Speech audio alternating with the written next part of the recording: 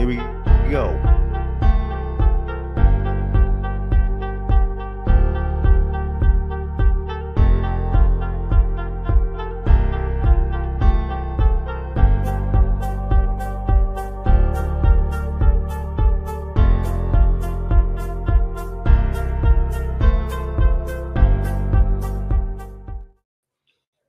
Hey guys, welcome back to the channel. My name is Pope Metallicus, and welcome to kind of a new thing we're trying out here. This isn't usually the type of stuff I do, but I talk about music all the time, and I rarely get a chance to talk about, a lot of the other stuff I love. One of which is the subject of today's video, Warhammer 40,000. It's a setting I adore and absolutely love talking about with anyone who will listen, whether they want to or not. So I dragged my friend Fizzchozo here along to have a quick discussion on it, answer some questions he might have, and maybe we'll answer some questions you guys might have had. So, hey, Fizz, how's it going? Fizz, can you hear me?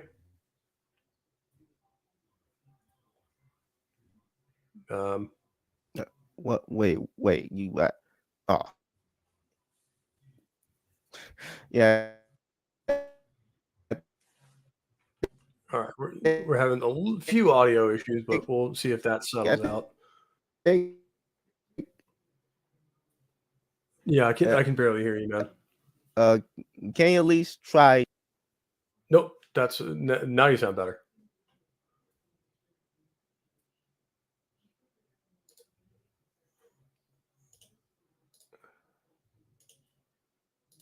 I've got pretty much everything closed down, man.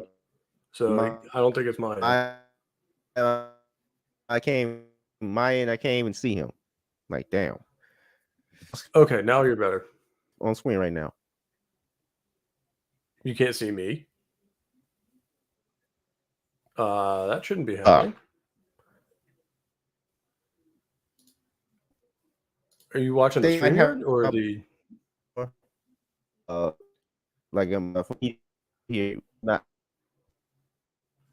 Yeah, I can hear you.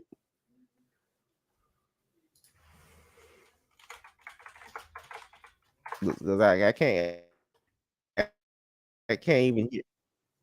You can't hear me at all?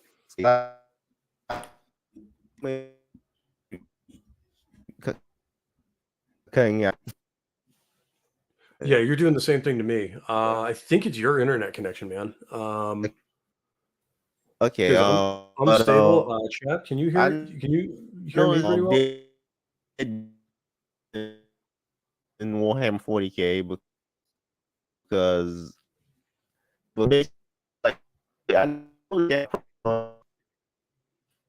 Man, I can barely hear you. Well, hear you. You can hear me? That's the problem. Okay. I can barely hear you. Oh, okay. Yeah, your internet's like sometimes it'll be fine, and then sometimes it's cutting out, and I can barely hear what you're saying. So I've got pretty much everything shut down on my end, so we'll see. I think goes. I think you might have to put your avatar. Yeah, we'll see if that works. There, we'll see if that does any better. Sometimes it works. I don't know if the problem's on my end or yours, though.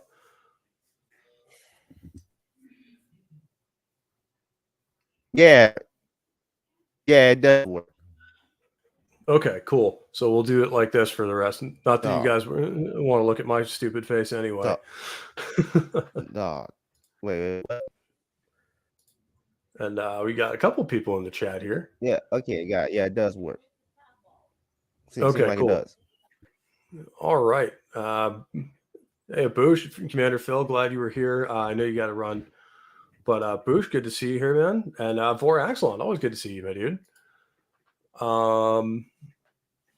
Yeah, we're just doing a quick discussion here on the Warhammer 40,000 universe, kind of the setting and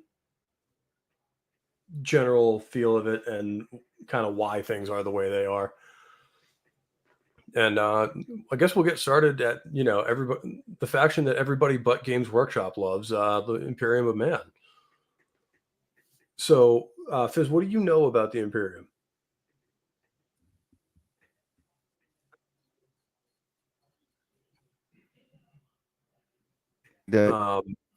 Okay. Because I know you've dug into it a little bit, but what do you know off the top of your head? Yeah.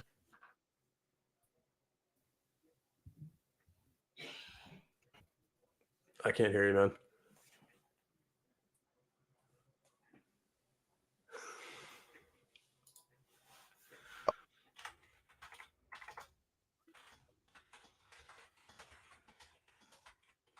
If you're talking, man, we can't hear you. That's pretty much it. I don't really know much. All right. So obviously, the Imperium of Man is the. Oh, wait. Am I back on my phone? All right. Hold on. All right. In the meantime,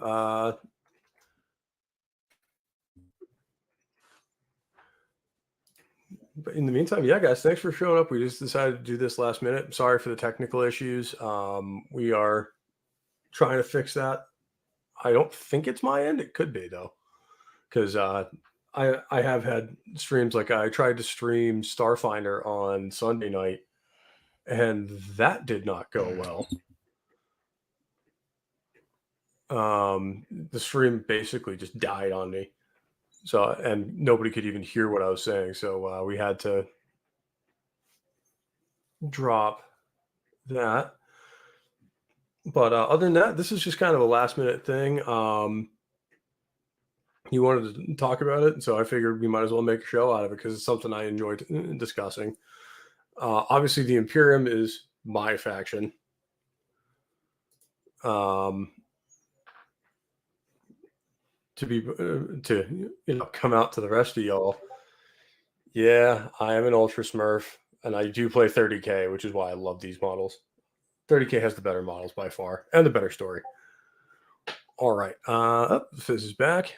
Hey, you hear me? Yeah. It seems to be working pretty well on my phone. Better on my phone, better on the phone than on the computer. I guess it's something to do with Windows 10 again. Yeah, I can hear you real well. All right. Yeah. Windows 10. Okay, so obviously the Imperium of Man is the human faction. Yeah, of course. One of the human This is factions, the name. anyway. Is the name. Yeah. So the Imperium actually controls most of the galaxy, at least at first. And basically, they are a ultra authoritarian, very theocratic regime that basically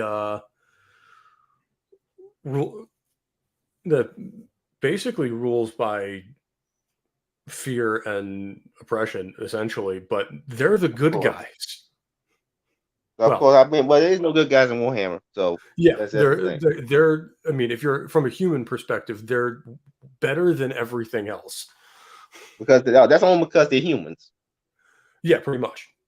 And everything else wants to basically destroy all humans. Yeah, but at the same time, they're not good humans anyway, so it doesn't mean anything. They all evil. Oh yeah, pretty much. Like the Imperium is evil as fuck, and will straight up annihilate one of their own planets to halt the spread of either chaos or something else.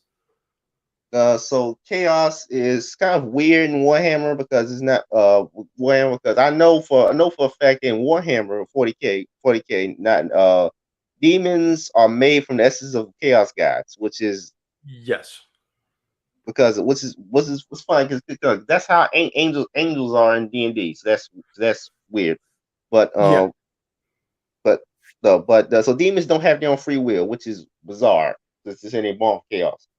Or, well, they do to a point. Like, they're essentially fragments of their god's personality.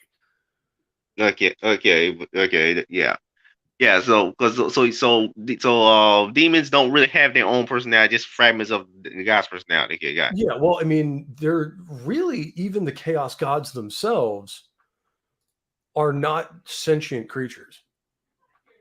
They're pure emotion. How's they got that?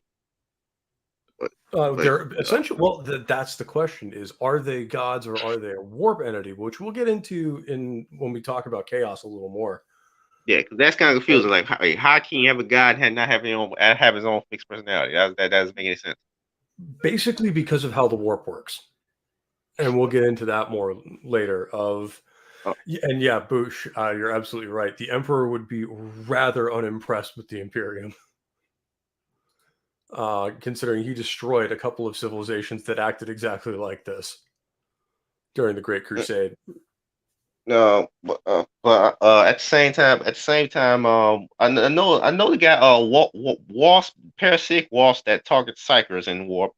So, Yes, the the warp is a very interesting place where basically the rules of the physical world don't necessarily apply. even though I think does it overlap with the physical world? Not necessarily. They're basically they can through psychers manifest in the materium for a certain amount of time. No, no, oh, no, no, no. Does the warp overlap with the physical world in the same way as like Only in the Eye of Terror.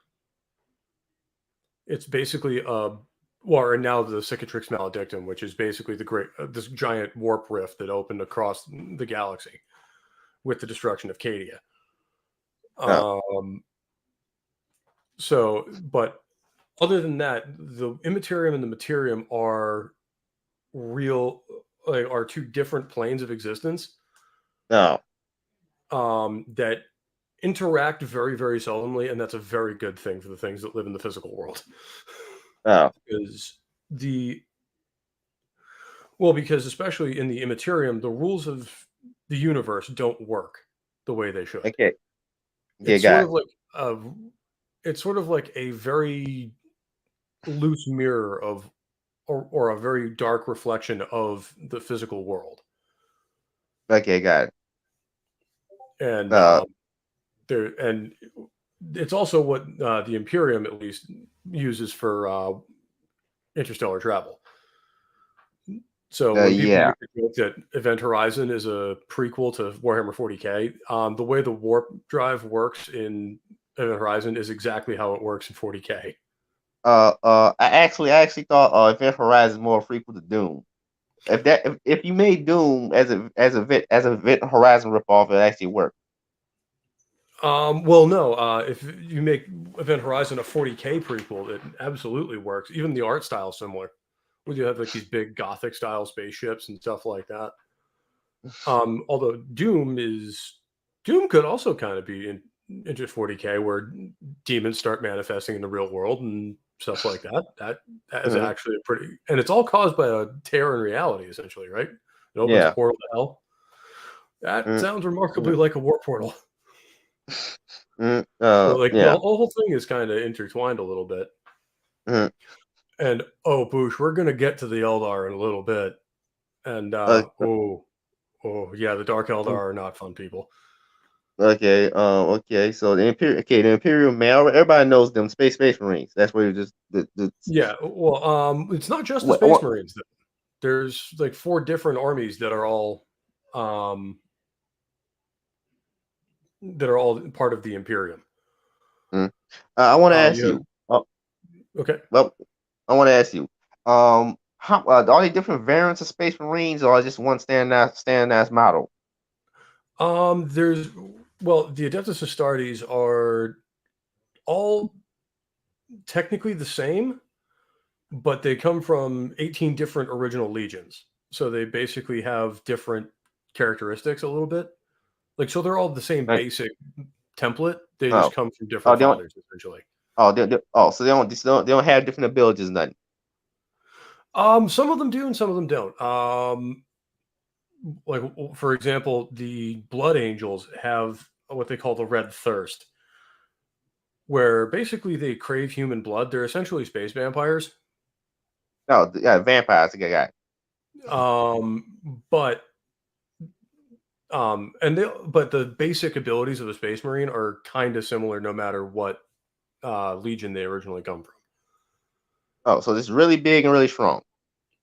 Pretty much, and they also have a whole bunch of other um abilities like they can Obtain intelligence on the enemy by eating the corpses of the dead.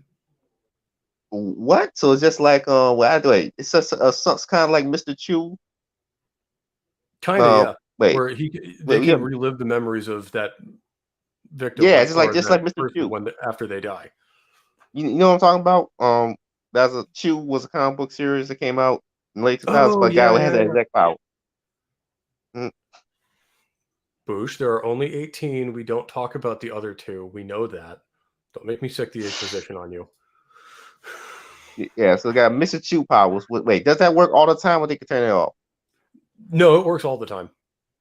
Oh, so it's just like Mr. Chew, where he got when he eat a chicken, guy remember that chicken being decapitated.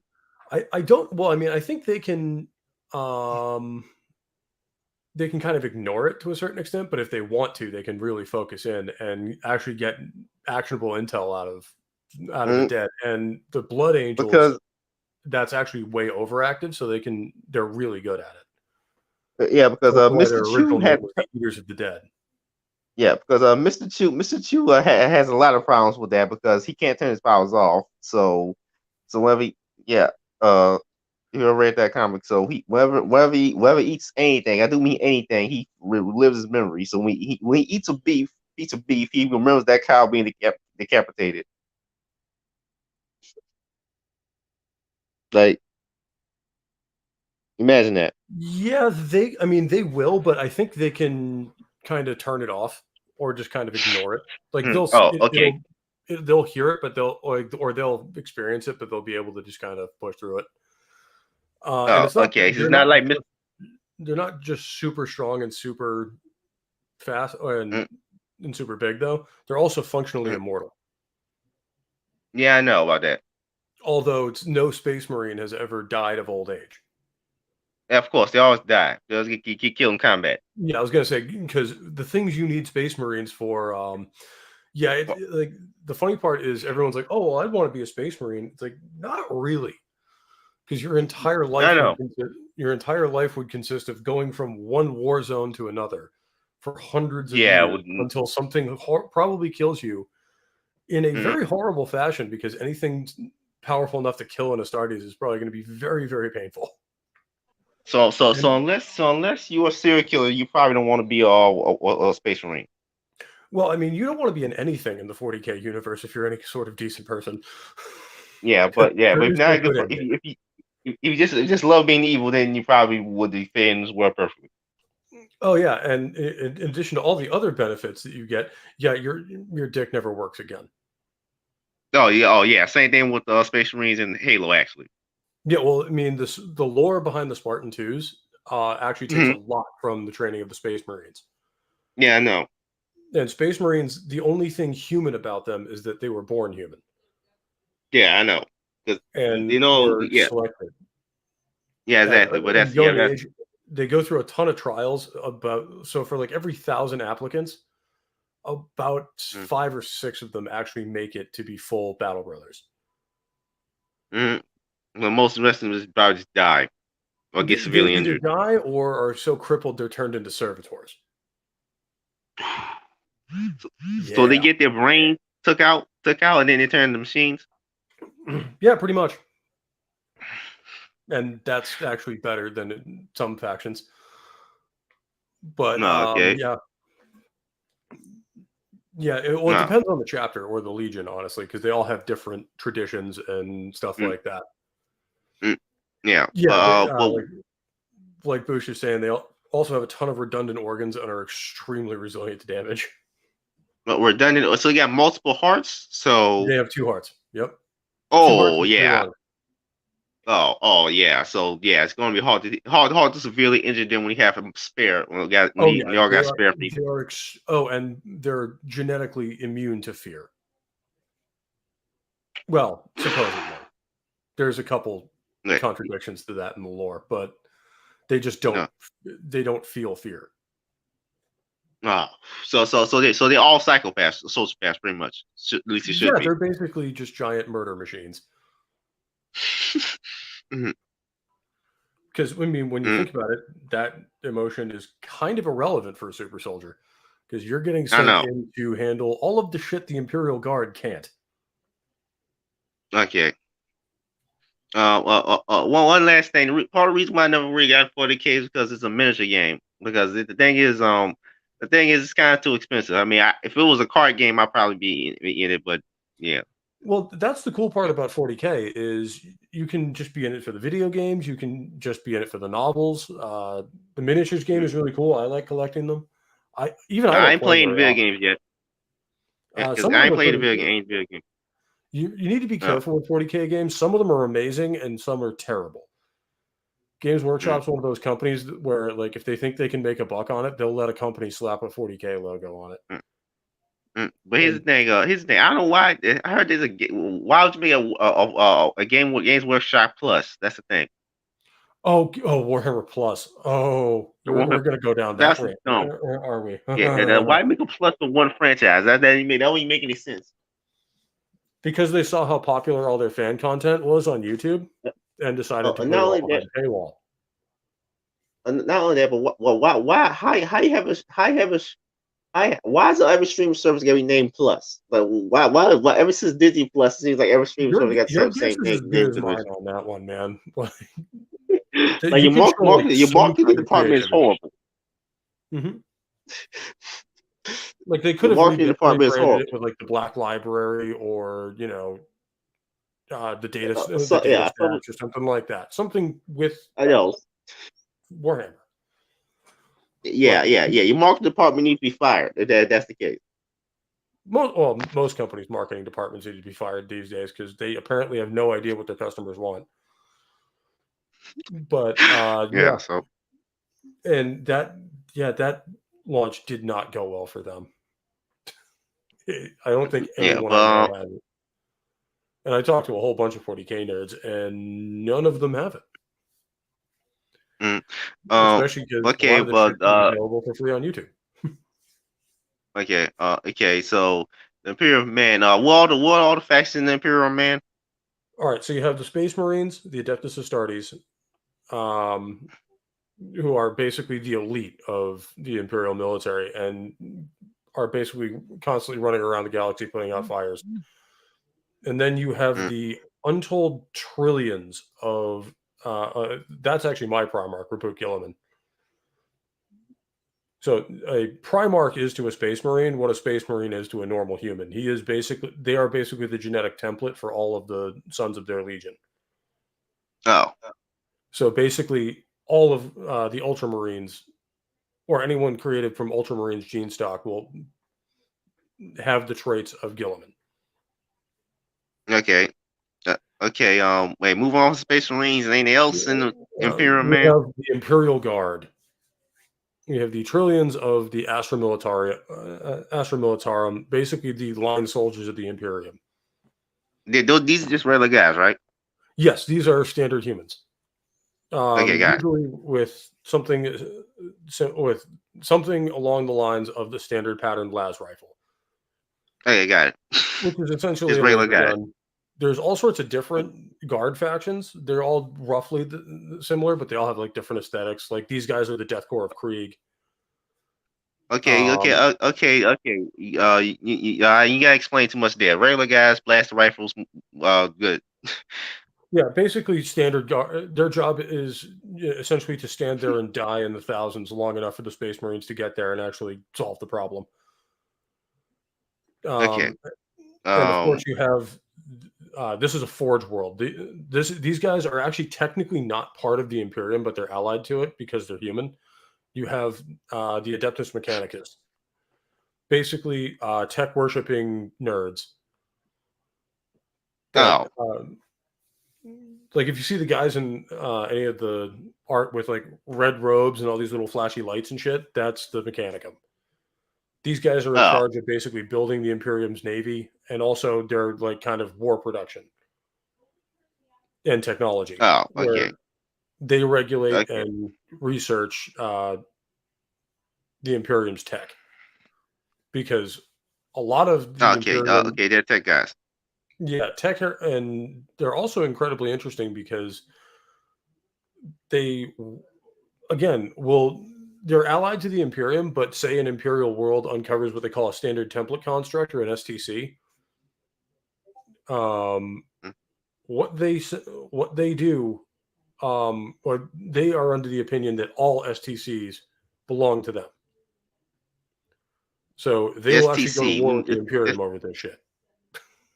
It's STC. What do you mean STC? What's STC? A standard template construct is basically it's like a blueprint, but also comes with all of the all of the tools and everything you would need to make that thing. Oh, okay. And Oh, I got it. basically, the backstory for 40K is that all this bright sci-fi future that everybody thinks of is going to happen, and then it all falls apart Okay, with the yeah. birth of Slanesh.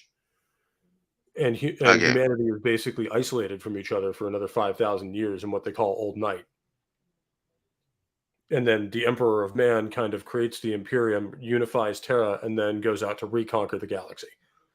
And along the way, they Okay. recover these STCs, which are basically almost an AI, which is also banned in the Imperium, which is why servitors are a thing. Any kind of thinking machine, it's like Dune, or any kind of thinking Oh. machine is banned. Oh. Oh. Because part of Old Night and the Fall of Man was the Men of Iron, which were essentially robotic constructs that were artificial intelligence that Oh. turned on humanity and killed damn near half of us. Yeah, similar to the hunters in DC Comics. So they weren't, although the manhunters weren't created by humans. Yeah, pretty very similar. Yeah. Yeah, and they Yeah. don't worship the Emperor of Man as such. They worship him as the Omnissiah, which is basically the avatar of knowledge. No.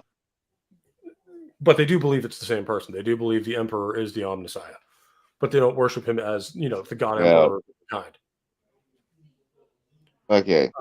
And then Okay. Got. you have the Imperial Navy, where basically this is where the really cool artwork on a lot of it comes in, because you have like these big, like almost flying Gothic cathedrals in space with giant cannons on them, Okay.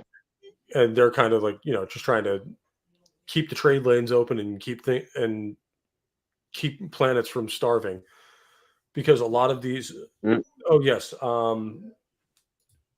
if you've ever seen like the giant mechs that they use in 40K, those all belong to the Mechanicus.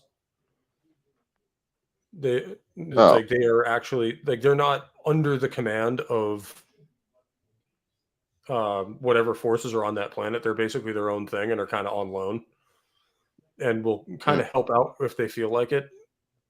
Mm. And sometimes they have objectives that contradict the goals of whatever imperial forces are on the planet. So they're not always good. Kind of like the Space Marines, they're not always there to help. Okay. Like especially if there's like a chaos, if there's a chaos invasion of a planet, a lot of times they're there to eradicate the population. Yeah. So the Space Marines are only slightly less likely to kill you than anything else is in this universe. Yeah. Yeah. Keep in mind, it's funny. It's funny. Funny. I have weird sci-fi ideas in my universe too, and there's some weird stuff. I'm trying to make a comic universe, right? So, Yep. Yes, it like, is. there are also strange. Yeah, there are also strange things like one of the most important powerful races in my world called Demon for Demon. They ban genetic engineering.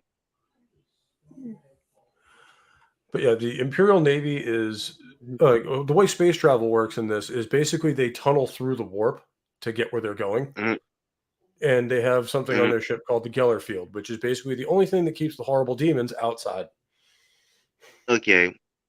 Because the initial warp, vessels in like I think Millennium 18, Mhm. yeah, they went into the warp. Didn't go well. Picture Event Okay. Horizon, and you'll have roughly the right idea. Basically, if Oh, humans okay. going into the warp without a Geller field as a standard human is one of the worst fates in 40K. Because Mhm. even if you're not a psyker, every human has basically a little flame is their soul, essentially. And demons Okay. like that flame a lot. And Oh, the Geller field doesn't basically keep the demons out so much as it just prevents them from noticing it's there. oh, So I if your got it. Geller field fails while you're in the warp, or you go into it without it up, yeah, basically some No, demon's going to come along and either drive you insane to the point of suicide, or use you as a chew toy. no, okay, it's more like cloaking device. The cloaky, just cloak your souls. Essentially. Yeah, essentially, it's like it won't make you invisible, but it will like kind of tone down. It's kind of like putting a screen in front of a fire, where it'll kind of like you won't notice it's there. Yeah, you won't know you won't know it's your soul. So at least that's a good thing. Yeah, it'll just kind of like prevent them from noticing you, and Oh, hopefully that will continue for long enough to get you where you're going. And also, got time doesn't work in the warp like it does in real space. So there are ships that have come out of the warp before they went in. And there are also ships that have gotten lost in the warp for hundreds, if not thousands of years. okay, got it. Like Got there was a short story in I think White Dwarf, which is kind of like the fan magazine for Warhammer. it. I forget, it's wicked old and it's probably been discontinued and is no longer canon. But there was a short story about a group of Luna Wolves, which was the 16th Legion. They're actually one of the Traitor Legions. That basically drops out of the warp in the 41st millennium, and have no idea that Horus has betrayed the Emperor, because Horus is their Primarch. Mm. So they still think they're loyal to the Imperium and on the Great Crusade, and they show up in M41 wearing the emblem of a Traitor Legion. So that goes about as well as you'd think. Oh yeah, As in insta-kill. yeah. Yeah. But okay. Moving on to the non-human factions. I mean, are there any Yeah. human factions left? Up next, we have the funny ones. The only ones in 40k who are having any fun. The orcs. The The, orcs. the orcs are hysterical. Basically, they believe in the gods of Gork and Mork, and they're essentially sentient mushrooms that enjoy fighting. And that's basically it. Like, they don't have any kind of advanced strategy or whatever. Their technology largely consists of them smashing things together until it works. And if enough of them believe it works, So they basically. So it's basically they basically like their behavior kind of reminds me of Magic the Gathering goblins. If you don't, I know yeah, they're very similar. Yeah, magic. Like, Yeah, I think the like magic if goblins are kind of based on these. like if you took a 40k orc and a Magic Gathering goblin, they'll probably team up. No problem. I mean, you're Yeah, both very much if the similar. orcs don't eat it, which they do surprisingly often, even to their own kind. Wait, you say what? Yeah, they if there's no food around, they'll start eating the smaller orcs, because they start off with like these small things called like snotlings, which are basically like goblins, and they basically use them for all the touch work, like carrying ammo and all that shit. And those don't have specific jobs because they're good at it. It's more because they really like doing that thing and no one can stop them. So like a orc gunner or whatever will basically just shoot. Hitting a thing is not the objective. It's just to make the bang noise. They just got it. And yes, got it. The more and more powerful orcs there are together, they have this kind of. It's almost like psychic energy, but not quite, called the Wa. And what? The Wa is basically their collective belief in things, which is why they can make some really stupid shit happen. Like, they believe that red things go faster. So if it's painted red, it will go faster. Which actually has rules on the tabletop game. So if you have like orcs that have red on them, like orc vehicles that are red, they go faster. Unfortunately for them, that also applies to everything painted red. So if they're up against the Blood Angels, well, they're in trouble.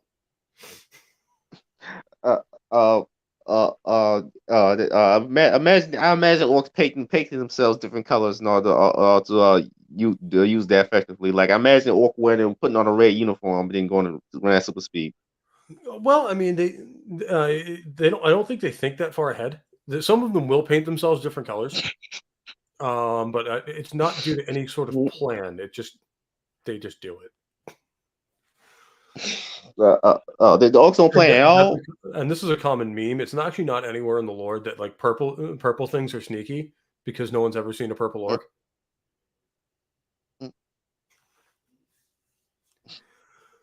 But yeah, they're kind of the meme faction in that they're not very competitive on tabletop, but they are rather fun. And if enough of them get together with enough organization, they are absolutely fucking terrifying because they're almost impossible to get rid of. Because once orcs land on a planet, they reproduce through spores.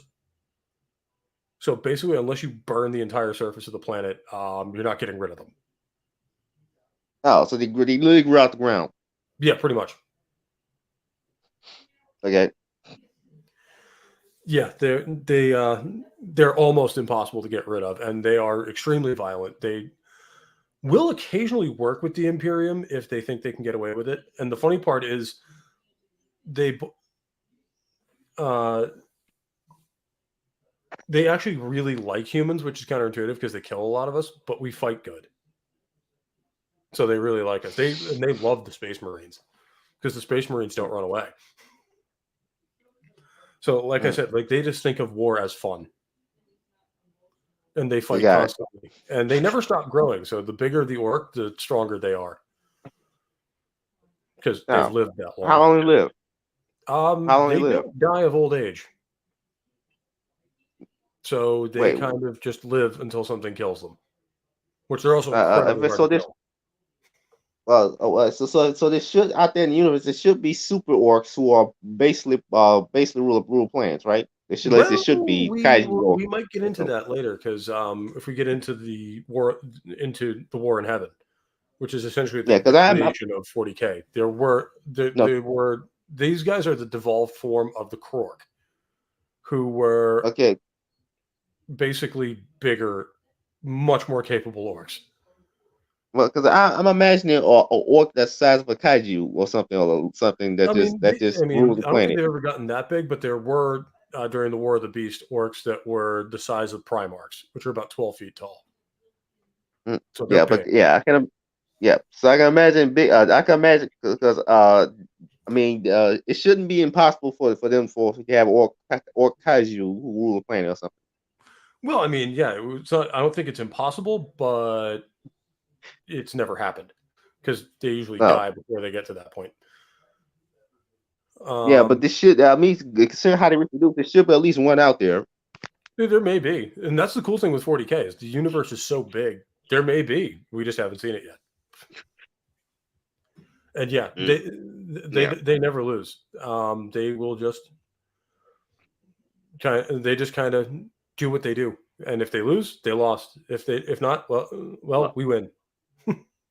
Wait, what was the full extent of orc psychic abilities? Can they create can they create gods? Well, that's an interesting question because no one's ever seen Gork and Mork, but they all believe in him. No, and, and they do have psychos. They call them weird boys, and they have a very interesting habit of basically instead of channeling the warp and using that as energy for a psychic ability, they just harness the Wa energy of all the orcs around them, and they kind of act as almost a lightning rod for it. And so they constantly build this energy up, and occasionally they explode randomly. I got it. But can they? What's the limit of what they can make with their belief energy powers? Well, they've created basically titans out of junk. They call them gargants, which are basically the size of like a small building and full of guns, of course, because it's orcs. Yeah. Because can he bring a statue to life or something? What's that? Can he bring a statue to life or something? Not necessarily. Like it does. they mostly just build their own scrap shit out of scrap. Yeah, but like what's the limit? Can they bring inanimate objects to life, or can they create things out thin air? Like what's the limit? What's the limit here? Yeah, they don't have the imagination really to just miracle things into existence. Oh, but basically, if they create it, like if they could create a thing that looks like a gun, it can shoot like a gun. If enough of them believe it. I'm imagining somebody using a hair dryer as a gun. And the funny thing is, it sometimes works against them. Bush brought up this interesting little incident in which the Imperial Guard that were shooting at them ran out of ammo. So the commander basically instructed them to start making really loud bang and pew pew noises, and orcs started falling dead. So, like I said, the orcs are a very fun faction in this game because when they're around, the weird shit just starts happening. I know, but look, I want to ask you, like, they don't have the imagination to will something to existence. Like, they're not intelligent. Yeah, like, they're not very bright. Oh damn! Like, if you knew we could do that, then why don't they are very bright. Basically, the only thing that makes it work is that they don't know what they're doing. They just believe it, and it works. Because Kuo and D&D are actually a little bit better at using this ability. That's right too. They're immune to the warp, so most psychic abilities don't work on them. Because remember I showed that once on talking about D&D, the Kuo, the fish people living Underdark. Yeah. But when it comes to their intelligence level, pretty much picture like, if you ever built like a little wagon that looks like a race car, well, to them, they believe it's a race car, so it's a race car. Okay. Because Kuo are a little bit smarter in this. And he a little bit better using that ability because of that. And it's actually really good that they're not smarter than they are, because they'd be fucking terrifying if they weren't. Mm-hmm. Because they were actually, like I said, they breed extremely rapidly. No, because if they were smarter, they could actually change the world and just bring things to existence or something like that. Yeah, if they were smarter, they would basically be absolutely overpowered as shit. I mean, there has to be one in lore who had to gain a little bit more intelligence, and was able to do stuff like that. Well, there are. You have some famous war bosses who basically are control a lot of territory, and which basically just means they can throw more orcs at the problem. You have Gazkulmbag Uruk Thraka, which was basically in charge of the war for Armageddon. He's basically just really big, and he actually does have a strategy, which is unusual for orcs. Usually they just throw orcs at the planet, and if they win, they win. If not, oh well. But this guy was actually creating strategies. And you also have the most infamous example of Tuska Demon Killer, who basically the Geller ship on the ship they had just captured, because they also pirate warships a lot. So they just captured a human warship, and the Geller field failed in the warp. So all of these demons popped up, and the orcs had a lot of fun fighting them. And he figured it was so much fun that he started doing it on purpose, just traveling through the warp without a Geller field, trying to get orcs to demons to show up and play. And he actually eventually invaded the Eye of Terror, which is basically the center of chaos in the galaxy, and started invading demon worlds because they wouldn't come play with him anymore. So he went with him. Did he win? Yeah, he invaded the warp essentially. Well, he made demons scared of them. He made demons scare him. Yeah, pretty much. And he was so successful at this, and was such a pain in the ass to the other chaos gods, that Khorne, the god of war, basically found this hysterical. And when he finally died, kind of revived him on Khorne's little corner of the Immaterium where he controls. And he just gets revived every day and just gets to go play with the demons. And by play with, I mean brutally murder. Oh, no. Oh, yeah, Because got it. demons can't really die; they can just be dispelled for a while. No, okay. So they come back eventually, unless they get killed Yeah. by the Emperor, in which case they're gone. No. Got it. But yeah, Khorne is basically the god of violence and war, and this thing and this little bastard was so violent and angry that Khorne just couldn't help but fall in love with the little guy. So he basically just keeps him on his the planet of Brass now as a pet. Fucking hysterical. But yeah, but I mean, the smart orcs. There are no smart orcs in lore. Got it. I mean, None of there them. are ones that are smarter than others, but none of them are all that bright. Yeah, because I mean, if one actually became aware of the belief ability, he will start doing things. Yes, and well, I mean, their gods kind of say it all. They believe in the twin gods of Gork and Mork, and one is brutal and cunning, and the other one is cunning and brutal. And that's basically orcs in a nutshell. They're both the same. Not to the orcs, they're not. And that's one of those points where most of the rest of the galaxy probably just shakes their head and just goes, "Yeah, orcs doing orc things. We don't get it either." Oh, so like if even one of them just became aware of the belief ability, they can literally alter. They can literally pretty much conquer the whole galaxy. Imagine. But they wouldn't want to do that because then there'd be nothing left to fight. Yeah. Like that's the funny part is they would keep the other races alive just to fight them. I know it would, but still, you can still do that though. Like for example, imagine if one orc discovered that, and they became basically a priest, started telling the orcs a lot of weird things to help them to believe in weird things that help them fight. Well, the funniest part is even if one of them figured it out, he probably wouldn't tell anybody. Because I know he wouldn't tell anybody because it's funnier the other way to him. No. No. He wouldn't tell nobody how belief power works, but like tell them weird things like maybe let's all believe the statue of this giant monster is real. And he wants to be our friend. This giant monster is real. Well, I mean, that doesn't necessarily take a lot of belief because in 40K there are giant monsters. But maybe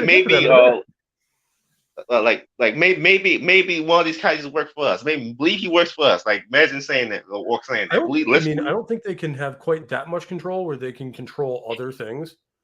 But yeah, they could be extremely powerful and have been at times in the past.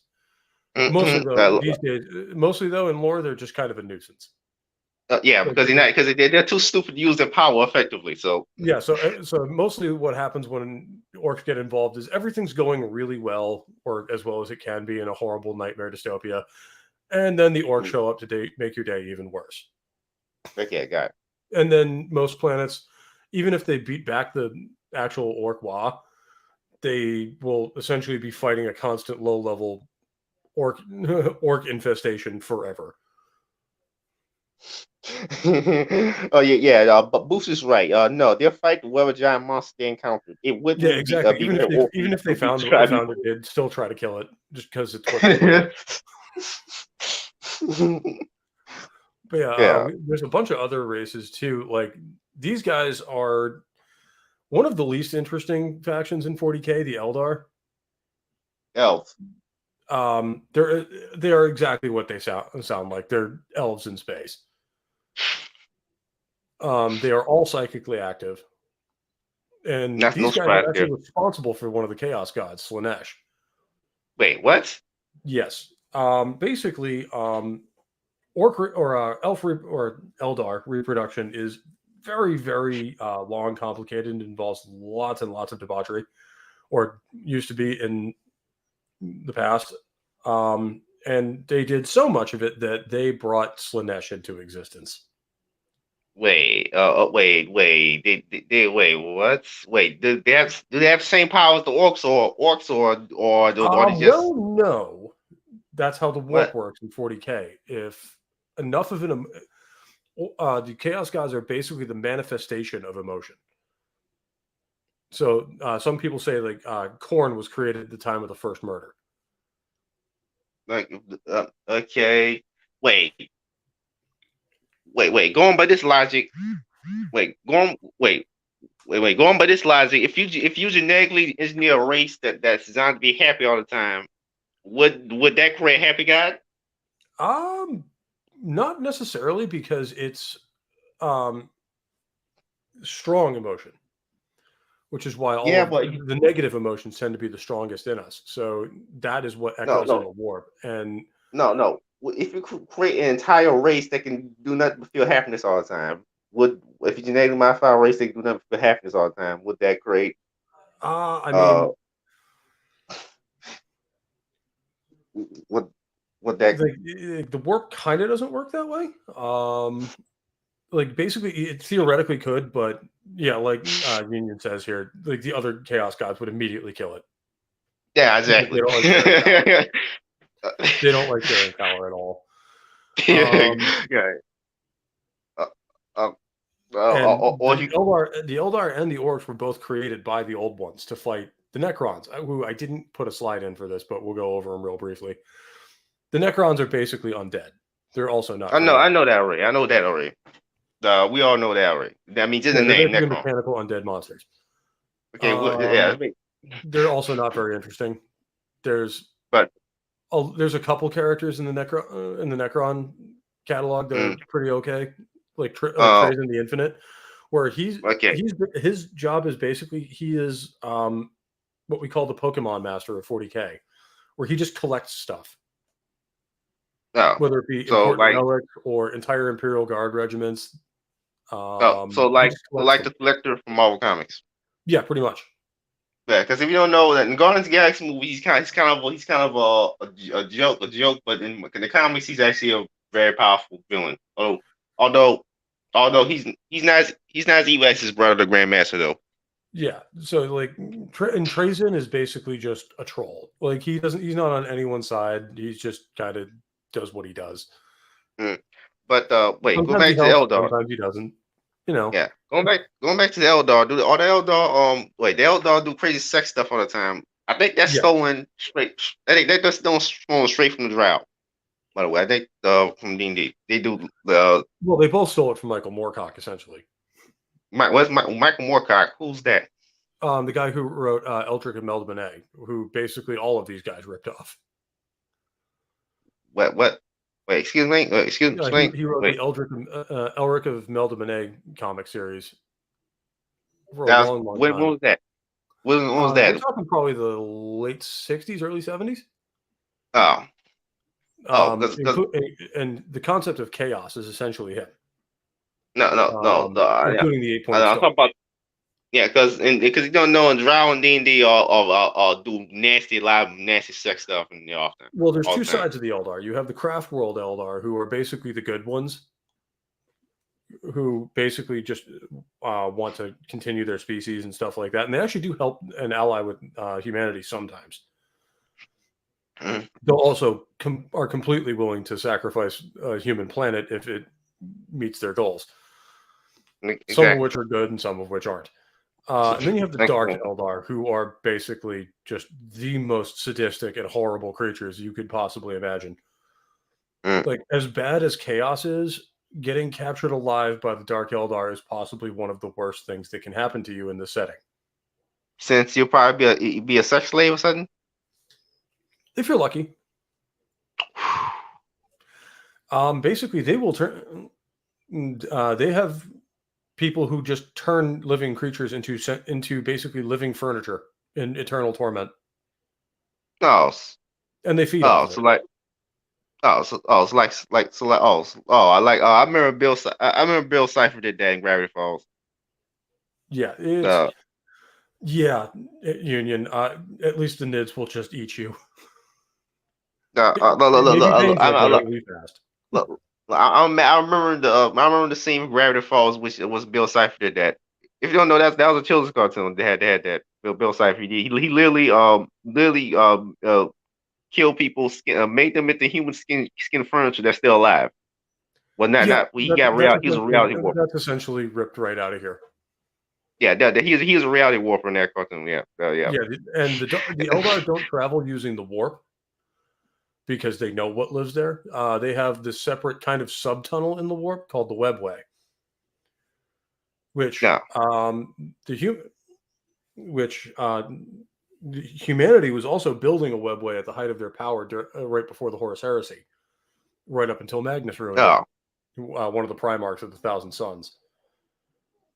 Basically, he had to warn his dad that Horus was turning traitor, and there was a massive psychic barrier between him and the Emperor, so he broke it, and that was the thing keeping the webway secret.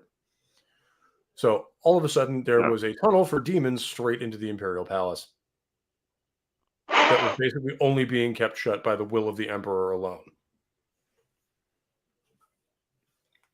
I know the Emperor's immortal or something.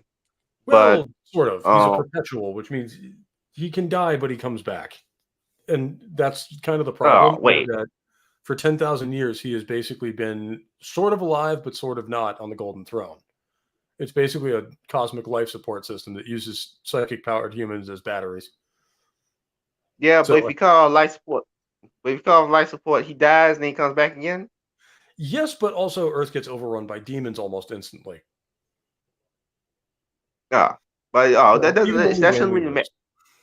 Yeah, but at the same time, it shouldn't really matter. They got human colonies all over the galaxy, so. True, but the Golden Throne also acts as what we call the Astronomicon, which is basically a lighthouse in the warp that allows ships to navigate. Why can't they put that anywhere else? Because the Emperor is the one powering it. Everything in the warp is based on psychic energy, essentially. So his psychic energy, he is the most powerful human psyker known to exist. Actually, one of the most powerful psychic beings in the entire setting, if not the most. So he basically lights the way. Like the Astronomicon is basically a reference point in the warp. So without that, we would go back to the days of Old Night where we couldn't traverse the warp because you would just get lost. Okay. Because space and time no longer mean anything.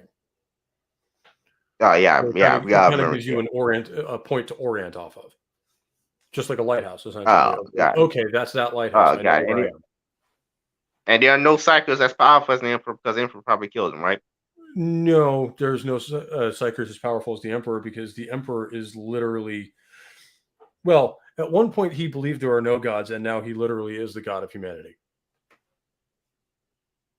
Because enough people believe in him as a warp entity, essentially, as the god Emperor, that and they never make this quite clear whether the Emperor of mankind and the god Emperor are the same thing.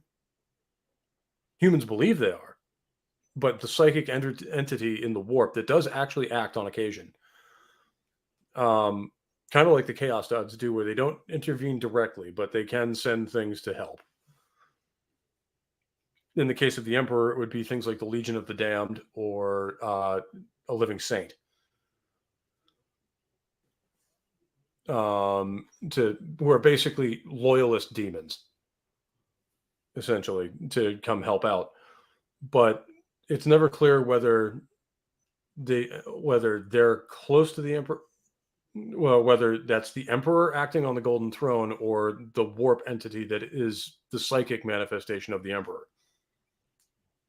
and whether or not those are the same thing. Okay, I understand that. That's very, very vague there. Yeah, well, the lore is pretty vague on that. They don't want to get into it because it's way too fun to speculate on. Some characters don't need a backstory. I agree. Some characters in fiction do not need a backstory. And they've made the mistake in recent lore of going into the Emperor's backstory a little too much, in my opinion. Like they gave him a name. It's like, no, the Emperor doesn't need a name. He is the Emperor of mankind. That's all we need to know. I mean, or he can have many names. We don't need to know. We don't need to have one specific name. And most of his backstory is he's existed pretty much as long as humanity's been around. He is tens of thousands of years old and has just kind of gone unseen and unnoticed throughout human history because he can make himself look like whatever he wants. Which, for a guy that was trying to say that there are no gods in this universe, being a 12-foot tall golden beacon with shining eyes and a flaming sword probably wasn't the right vibe to be setting off. Okay. And clad head to foot in golden armor. Which I have a picture of him at the end here. We'll get to him in a minute because he's like a whole thing unto himself. But that should be talked about more in the topic of the Chaos Gods in relation to them. But the Eldar basically are space elves. Other than that, like they're somewhat humanoid. They're not all evil, but the ones that are really bad. Yeah, and I assume Dark Eldar outnumber the regular Eldar. Not really, because they can't reproduce. Neither of them can reproduce very quickly. And the Eldar themselves are very. They basically ran the universe before humanity showed up and killed most of them. But I'm wait. What's they ripped us? Reproductions was terrible. Then what's like? I'm sorry. What's they don't really get into that in the lore. It's just kind of one of those things we don't ask questions. Like wait. What's they do still reproduce very, very slowly. You gotta explain that. Like how that doesn't seem to make sense. They do sex stuff, literally having sex all the time. Well, that was the problem. And the Craft World Eldar have kind of found ways around that, but it's very, very slow and painstaking, which is why they're kind of dying as a species. Yeah, they kind of like the opposite of Asari from Mass Effect. Yes, pretty much. Yeah, the opposite, because the psychic beings are really bad reproduction. Yeah, and also there's a dark side of there's the other side of them that are incredibly evil. Mm-hmm. And there's this lovely part about being an Eldar where the Craft World Eldar, like if you see everything there has like a gem on it, that's what we call a soul stone. Basically, when an Eldar dies, they kind of will their spirit, their soul into that stone so that it won't immediately be devoured by Slaanesh. Because they created her, so she basically claims ownership of all of their souls. Okay. Wait. Slaanesh is okay. Got it. Wait. So what? I know. But what can you do with the soul gem? I mean. Well, these big constructs back here are powered by them. Essentially, it's just their soul can kind of take over the machine and act as a pilot. Oh, so wait, so you can put the soul gem inside a robot body and work? Yes. Wow. But if that soul stone is then destroyed, Slaanesh will immediately devour your soul. And torment it eternally. So it's a risk. Sending these things onto the battlefield. So imagine if a soldier being plugged inside a giant or some kind of super really strong robot killing a bunch of space marines. I can imagine that. Oh god, yeah. I mean, this thing in the back is basically like 50 feet tall. No, okay. Here's another thing. I just came up with. I imagine one of the soldiers being plugged inside a servitor. That wouldn't really do much. Because I mean, the servitor technically has a soul. Some of them. I know, but I assume that the soul gems override it. No, it wouldn't. No, not really, and it really only works with Eldar technology. And they essentially most of these soul stones kind of exist on the Eldar craft worlds as essentially almost a gravestone. Where basically they can go ask their ancestors for advice and stuff. But other than that, they don't really interact with living Eldar all that much. I get it. Great need, they can be brought out onto the battlefield. I get it. But it will be funny if one of the soldiers plugged inside servitor, and they'll be constantly arguing about it. Well, that would be absolute hell because they'd have no control over it. They'd just be along for the ride. But fully conscious, just like the original owner. We said this like what? They would have no control over it, so they would just kind of be along for the ride. No, I imagine them two arguing for control over the body. Like, no, it'll be funny. Well, I mean, neither one of them has any control.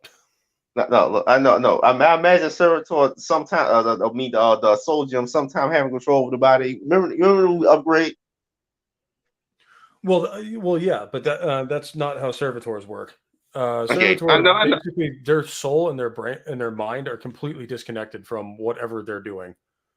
But there I imagine there are examples of servitors that weren't properly mind wiped before they were created. So it's entirely possible that this thing is fully conscious, unable to speak, and is just living in this eternal torment that they have no control over.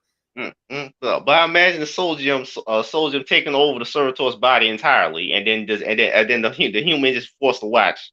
That's what's wrong for the ride. I mean, the Eldar soul would have the same problem the human one does. It has no control over the function of the thing it's in. It's like, oh yeah, I'm just gonna watch this. I'm just gonna watch this thing mindlessly shamble around and repair shit forever, or until it breaks down. No, I imagine them. It'd be funny living together with two voices inside their head. I mean, the human soul is probably psychotic, which is why it was turned into a servitor in the first place. Because servitors are usually created out of human criminals. Okay, and it's arguing with the elf soul. Could you imagine that? Wouldn't that be funny? I mean, yeah, if you want to be eternally trapped in a body you have no control over with a crazy person. I imagine you would have to have fucked up pretty bad as an Eldar to have that be your fate. Yeah. Like, guys, this isn't funny anymore. Guys, let me know. But yeah, the Eldar, they're not really all that interesting. I know people who know a lot more about the Eldar lore than I do, but these guys are one of the real interesting ones, and they're one of the more recent enemy factions, the Tyranids. You said they were space bugs that evolve constantly. Oh, it's trying to rip off everything in the universe. Yeah, they're designed to rip off the xenomorphs from Alien. Only far worse. Yeah, because Marvel did something similar with the Brew, which was also a xenomorph ripoff. But well, yeah, I mean, it's all, there's nothing new under the sun. It's all inspired by something. Yeah, but xenomorphs are very, very popular and very popular monsters. The ripoff because, I mean, parasitic the most terrifying thing ever. Yeah, parasitic reproduction aliens, very, very scary. Whereas instead of parasitic reproduction, these things are out to devour all biomass in the universe. And no, I've actually read parts of that book, and I can see the inspired. I get it. I think it's directly inspired Gears of War. Warhammer 40K directly inspired Gears of War.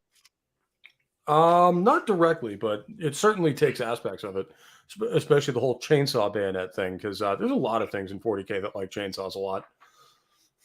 Yeah, but I get that Gears of War might be directly, but might have originally been a 40K game. Could you have seen that? I wouldn't say no. I mean, there's certainly a lot of connections there. Like the Horde and the Horde in that game and Tyranids here, it's basically the same monster. The Locusts are not really like the Tyranids at all. The Tyranids are basically out to devour everything. And they are extremely good at it because they evolve different forms based on how you fight them, essentially. They adapt to everything. Yeah, and in fact, there was it's interesting you bring up the Orcs boost, because there's a section of 40K lore called the Octarius War, where basically an Imperial Inquisitor had the bright idea to bait the Tyranids onto a world that was also being invaded by the Orcs. Because one breeds really rapidly and the other one tries to consume them really rapidly. So you'd think they would balance each other out. It just made both of them stronger. Because now the Tyranids have more biomass to use, and the Orcs get stronger by fighting. So, yeah, he made the whole situation in the Octaria sector way, way worse than it needed to be. And they also, well, the Zerg and StarCraft are actually based on these guys, because StarCraft was initially founded as a Warhammer 40K title, and they got like 3/4 of the way through development, and the relationship between Blizzard and GW fell apart. So what they did was, Warcraft was going to be Warhammer Fantasy. Warhammer Fantasy. So they basically had to change the names and some of the aesthetics, but the essentials are the same essentially. I got it. But yeah, they are individually not very strong unless you're talking about the big ones like a Carnifex or a Hive Tyrant. But the little ones aren't individually all that powerful, but there's an awful lot of the little shits. No, they probably get stronger each fight. I mean, soon. Well, I mean, the lower life forms like the Gaunts and stuff like that, they are mostly just cannon fodder. I mean, they should be stronger Gaunts after each generation. So. Yeah, well, they do, and the way they take over planets is actually pretty interesting. Where they'll essentially infest it with what they call gene stealers, which are essentially a human or whatever they're invading and slash Tyranid hybrid, who will slowly subvert the society around them and basically convert the enough of the population that they can basically take over the planet and then invite the Tyranids in to eat them all. Wait, the guy Tyranids literally look just like whatever species they invade? Not just like humans, but they can basically fool people into thinking there's just some sort of human mutant, because that happens. It's also one of the reasons that the Imperium is not very tolerant of any sort of mutation that they don't know about. Wait. Tyranids are sentient? Wait, I'm confused. Tyranids are sentient? Not individually. Oh, they're hive mind. But wait, how do you have infiltrated and not be sentient? Well, the gene stealers are, but the Tyranid themselves are not. They're all kind of controlled by a hive mind. Oh, yeah, because that confuses me. Okay, the hive, you can't infiltrate nothing unless you're sentient. That doesn't work. Yeah. Well, the initial gene stealer the initial gene stealer that infects a world is basically connected to the hive. Yeah. And then or what they call the patriarch. And then the lesser generations are somewhat independent, but they're also connected to the hive through the patriarch. So they're kind of following instructions, but they think it's their idea. Okay, got it. No, got it. Good. Yeah, because you can't infiltrate nothing. How you have normal social interactions and not be sentient? Because otherwise, they can go about life more or less normally. It's just, at least the later generations can, the ones that look more human. The first generation gene stealers basically have to stay in the underhive and kind of avoid contact, because they look like a horrible abomination of a Tyranid and a human. Yeah, okay. They are not, but basically they'll convert the entire, as much of the population as they can, to worship the many-armed emperor, because they'll basically co-opt existing iconography. Wait, the patriarch kind of get people on their side. The patriarch. Wait, we patriarch. Wait, there's one mind that controls all Tyranids? Yeah, essentially, or at least the Hive Fleet. Do they have one single individual that controls all the hive? There may be a central intelligence that controls the hive fleets, but it's never been met yet. So what everyone's afraid of is that the Tyranids are literally just the tendrils of a much larger thing. Yeah, because slowly moving through our galaxy, devouring everything as it goes. Yeah, because it's a good thing they're not as good as John Carpenter's a thing. It's a good thing they're not as good as that monster yet. Yeah, no, the gene stealers are terrifying enough by themselves. And basically, if they take control of the planet, they will then basically ring the dinner bell, essentially, and the Tyranids will come running. I know, but it says it's a good thing for humanity, all other races, that the Tyranids are not as good at their job as the thing from John Carpenter's thing.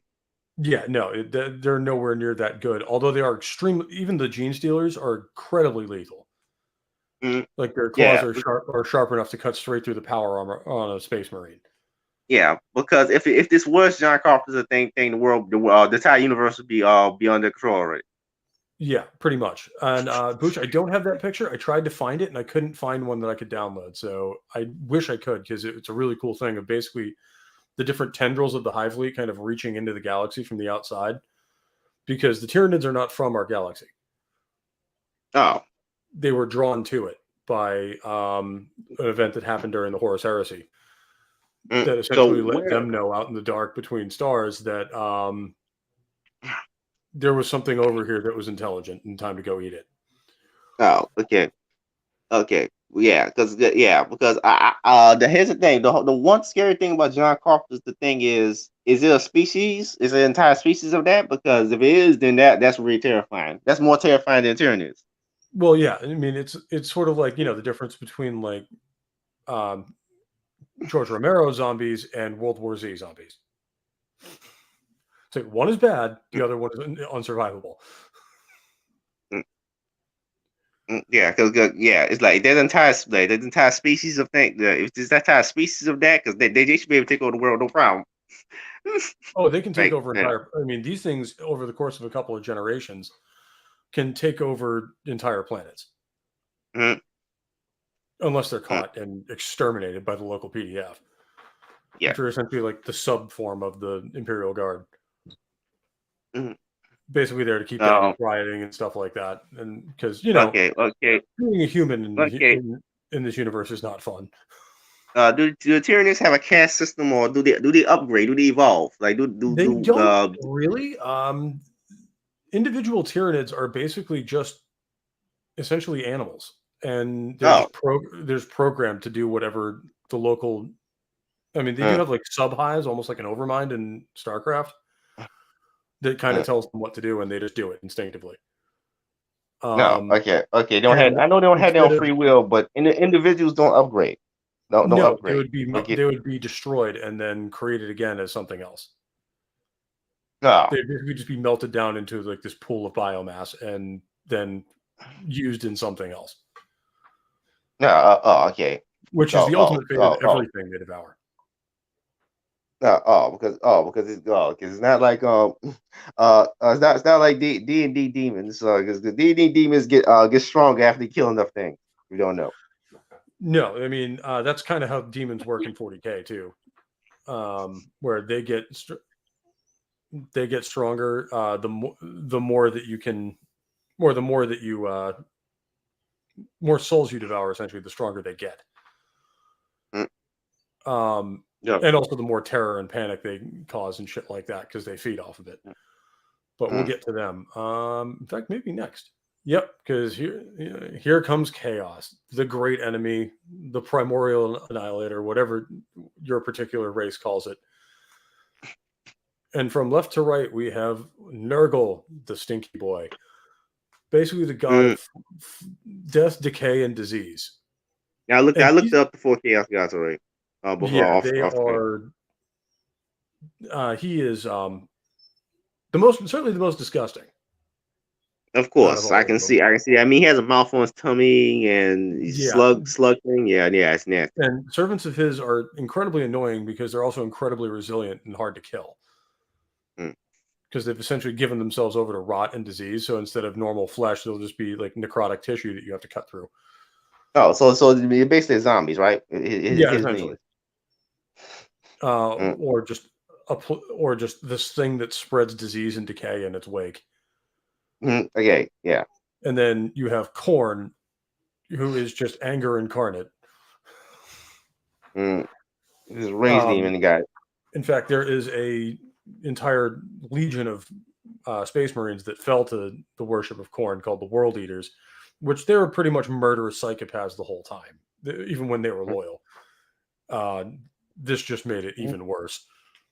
You have Slaanesh, the Prince of Pleasure, and one of the most horrible entities in the entire setting, because basically worshippers of Slaanesh thrive on excess.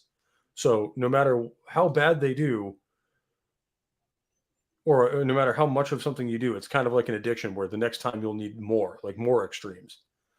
So they are capable of all sorts of depravity. There's also a Space Marine Legion that worships them. I assume they all like pain. Pleasure and pain in all sorts of unique and interesting ways. That's only like pain. She is the god of sex, drugs, and rock and roll. Because if you don't know, the Demon Lord Grass and D&D is kind of similar. His cult is all sadomasochists, and they all sex addicts. They also he, it, whatever it is. Yeah. Also has a Legion of Space Marines that fell to worshiping her during the Great Heresy. They're actually one of the factions that I play in 40K. Wait, how does Lynette have Space Marines as workers when the Phoenix don't work no more? Well, that's part of the deal. They get that mission back. So he gave that. That's funny. They're actually the Legion of the Emperor's Children, who I actually have some loyalist models of, if I can get that to focus right. Mm-hmm. There we go. Oh, so wait, those Space Marines should be reproduced then, right? Well, no. Because reasons, largely due to warp corruption. Wait, warp corruption shuts down the reproductive system? Yeah, it basically corrupts their gene seed to the point where it's no longer useful. So in order to create more Chaos Space Marines, they essentially have to steal gene seed from the loyalists. Okay, got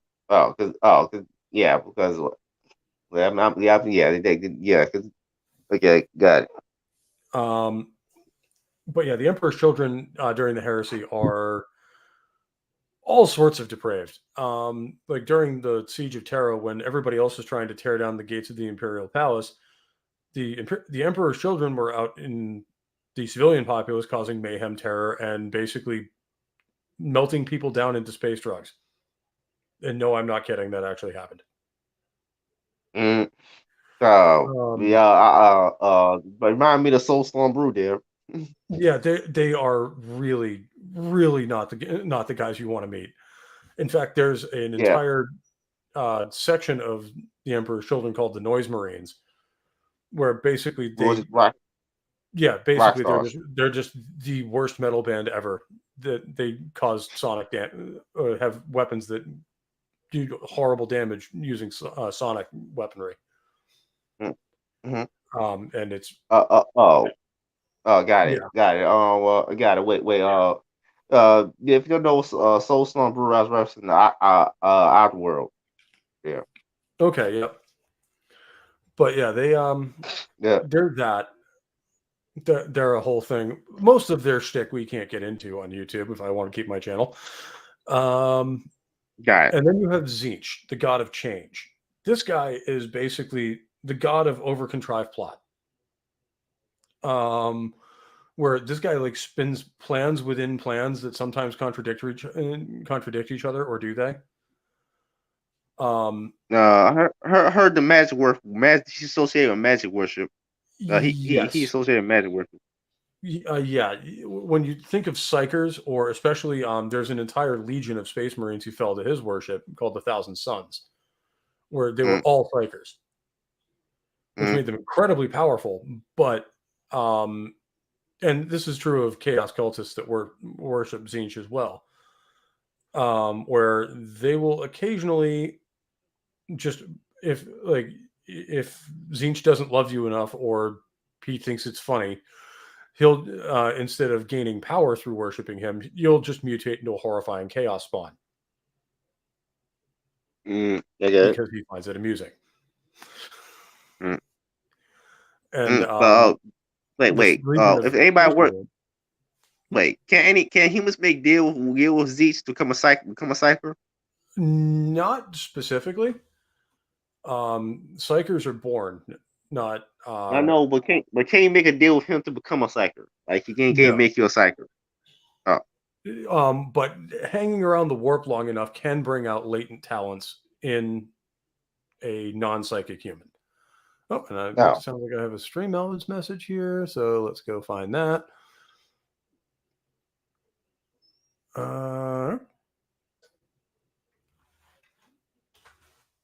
And let's post that in the chat here. We can get rid of that. And here we go. And Voraxelon for 420. Nice. Love the convo, dudes. Great way to work out, shower, and burger riffing on the lore. Thanks, man. I always appreciate it. This is just kind of a thing we wanted to do, and I'm glad you like it. We may do more of these in the future with random guests, or maybe just me running my mouth about things I enjoy for a long time. You can guess what one of the first topics is going to be with BattleTech. Because I absolutely adore it. But no, thank you so much, man. I appreciate it. And yeah, Tzeentch is one of the architects of the Horus Heresy, where basically he corrupts the Thousand Sons. It's not entirely clear whether their gene seed is fundamentally corrupted, which, in addition to them all being psychers, also makes them incredibly prone to what they call the flesh change, which, see aforementioned chaos spawn. Wait, so one minute you would have a normal space marine, 8 foot tall Mega Man, and then the next you would have this wriggling mass of mouths and tentacles and just general nastiness. Wait. Can some of the space marines turn into even stronger monsters than that? In fact, there's a segment of the Word Bearers called the Gal Vorbak, who are basically a space marine that's been possessed by a demon. And what do you turn into? What do you look like now?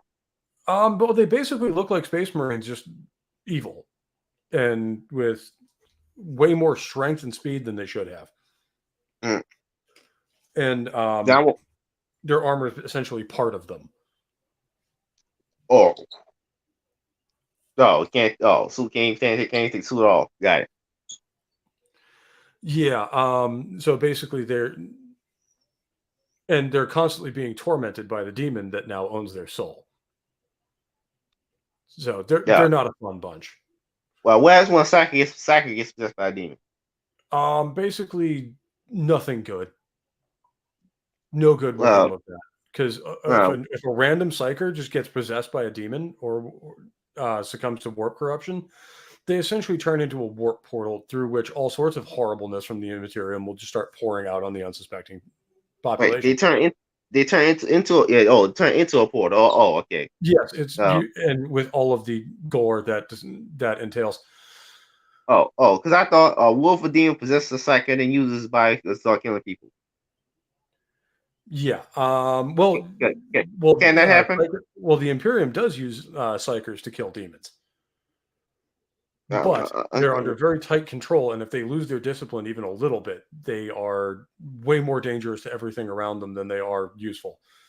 No, but I was asking, can a demon take control of a psyker's body and then use that psyker's body to go around killing people? Yes, sometimes. They would never do that though. Some might, they may screw over other demon factions that are that may not coincide with their plans, because all of the chaos gods are trying to be the one chaos god. Yeah, so I understand. I know that already. They're constantly fucking with each other too. I know. I get that already. But that wouldn't really be a thing that demons would do offhand.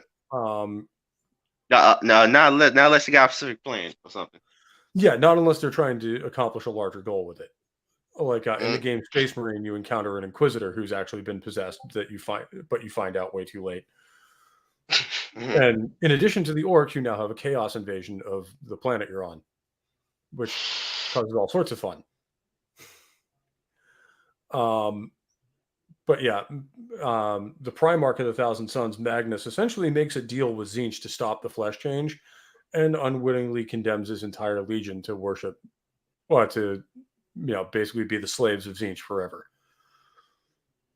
So, and Tzeentch kind of tricks Magnus using his own hubris, essentially. because he believed that the warp wasn't, this big evil entity, and that, warp entities were just there. They weren't good or evil. They basically reflected what you put into them, which is He's wrong. true to a point. No, he's wrong. The warp is evil, obviously. Yeah, mostly. Like, there are good things that can come out of the warp occasionally, every now and again, sometimes if you're nice. But most of the time, just horrible things and demons.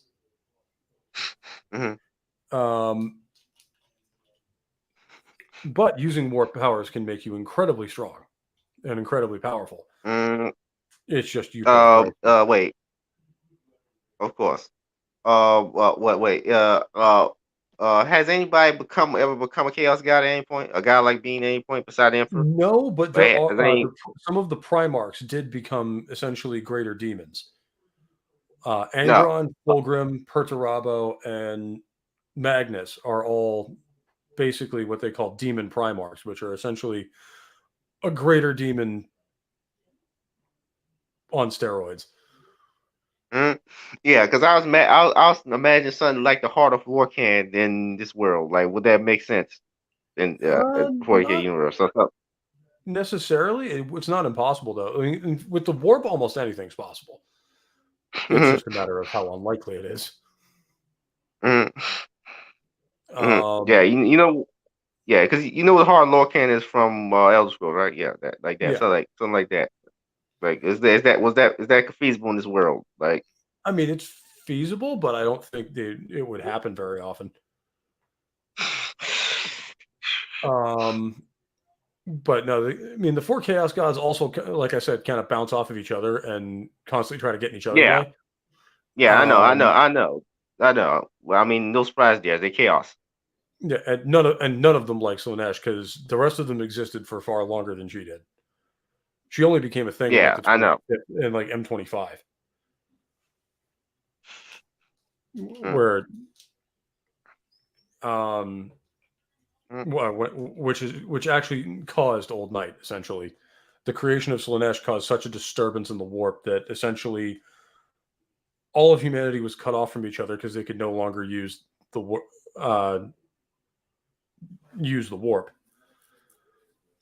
So they kind of temporarily. For about, well, depends on what you mean by temporary. What do you mean? How long did it last? 5,000 years. So when I say M25, I mean the 25th millennium, and the Unification War takes place in M30, which is essentially right at the end of Old Night. And then finally got it back 5,000 years later. So pretty much, and then the Horus Heresy happens, and it all falls to shit, and creates the Imperium as we know it today, which essentially hasn't developed at all in the last 10,000 years. It's just sort of holding the line against the night and just trying to keep humanity alive one more day. And he wasn't corrupted because he warned the Emperor about it. Basically, the deal he made with Tzeentch basically tied him to Tzeentch forever to save his sons. Because the Thousand Sons were on the verge of being purged, just like the other two Primarchs that we don't talk about. Because the 2nd and 11th Primarch have never been named. I know this is a very I know there's limited possibilities in this world. Like that's the like there's only one thing that happens all the time, it's just constant fighting. That's it. Just, yeah, basically everybody hates everybody. And there are occasional alliances that happen, especially between the Imperium and the Eldar. And in one very specific occasion, the Blood Angels and the Necrons. Wait, I want to ask you. And the Tau, who I'm not going to talk about here because I hate them, and they're really not all that important. They're just kind of this faction that's off in one corner of the galaxy that are really advanced, but they're like, they don't fit in the lore at all, and they've just showed up. So it's just like, oh, okay, you guys are here too. They'll ally with humans occasionally, but other than that, mostly everything wants to kill everything else. Okay. I want to ask. How do the orcs feel about each individual race beside them? Well, they love everything, but they fight everything because it's what they do. Okay. Like, how do they feel about the Eldar specifically? How do orcs feel about the Eldar? They Vice don't really versa. like the Eldar all that much because the Eldar don't put up that good of a fight. Oh, okay. That guy. They Okay. really like humans. Guy. How? Oh, oh, humans do. Because we fight them. Oh. And we don't instantly cry and run away like the Tau do. Wait, Tau run away. Wait. Really like the Tyranids. And they really Oh, like the orcs. I demons call because there's no end to them. for. So they can have fun Oh, forever. okay. Right. Yeah. Yeah, the orcs are basically the Tau are basically just blue space commies that everyone hates. I still think in my mind. Remember you said Magic the Gathering once did a Warhammer 40k set. I'm just imagining. I'm just imagining the 40k orcs fighting to get really good at fighting goblins and loving it. Even though they're small and weak, they make machines that fight good, and they act the same as them. Yeah, although the orcs themselves are not weak, they're very powerful into themselves. They're way stronger than a human per se. No, I'm talking about the goblin. No, I mean MTG goblins fighting, making MTG machines. Goblins are basically what we would call snotlings, where they're essentially really small orcs that are very young. Oh yeah, I'm talking about the MTG that Warhammer 40k set they released for Magic the Gathering. I'm laughing because I'm imagining it's just kind of a crossover because GW likes to put their stamp on everything these days. No, I don't know. I'm just imagining the Magic the Gathering goblins going to fight the orcs, and the orcs fall in love with the Magic the Gathering goblins because the goblins create these machines that fight good for them. Well, yeah, they would either enslave them and turn them into mech boys, or just kill them and take their stuff. No, because they act the same, by the way. Yeah, I don't know. And yes, Union, the snotlings are also harvested for food when there's nothing else, and they're not fast enough. Because they act very similar, but the goblins create these devices that make things go boom. Then go boom. Yeah, they would basically. The orcs have their own kind of thing for that. They're called mech boys. Although calling any orc a mechanic or an engineer, it would be kind of an insult to the word.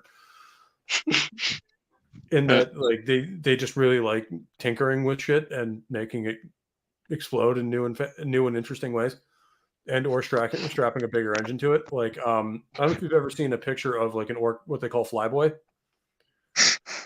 where basically it's not what you're thinking. They're not pilots. It's an orc with basically an Acme rocket stuck to his back. Okay, so it's like a jet plane. They're fucking hilarious every time they appear because when it's literally an Acme rocket with a wick, and when they go off, they just corkscrew in all sorts of fun directions, and some of them land where they're supposed to, other ones just explode. None of the orcs care; they're just having fun. Wait, how do orcs build spaceships? Basically by smashing junk together or putting engines on the back of a rock. Wait. Well, because I will imagine. Look, here's a funny thing. I will imagine orc spaceships literally as being just regular water ships that fly with engines on. Some of them do look like that. Other ones are literally just collections of scrap that they've smashed together and somehow built a functional spaceship out of. Yeah, because I imagine that somebody took a submarine and then strap a rocket to it, and then they go into space.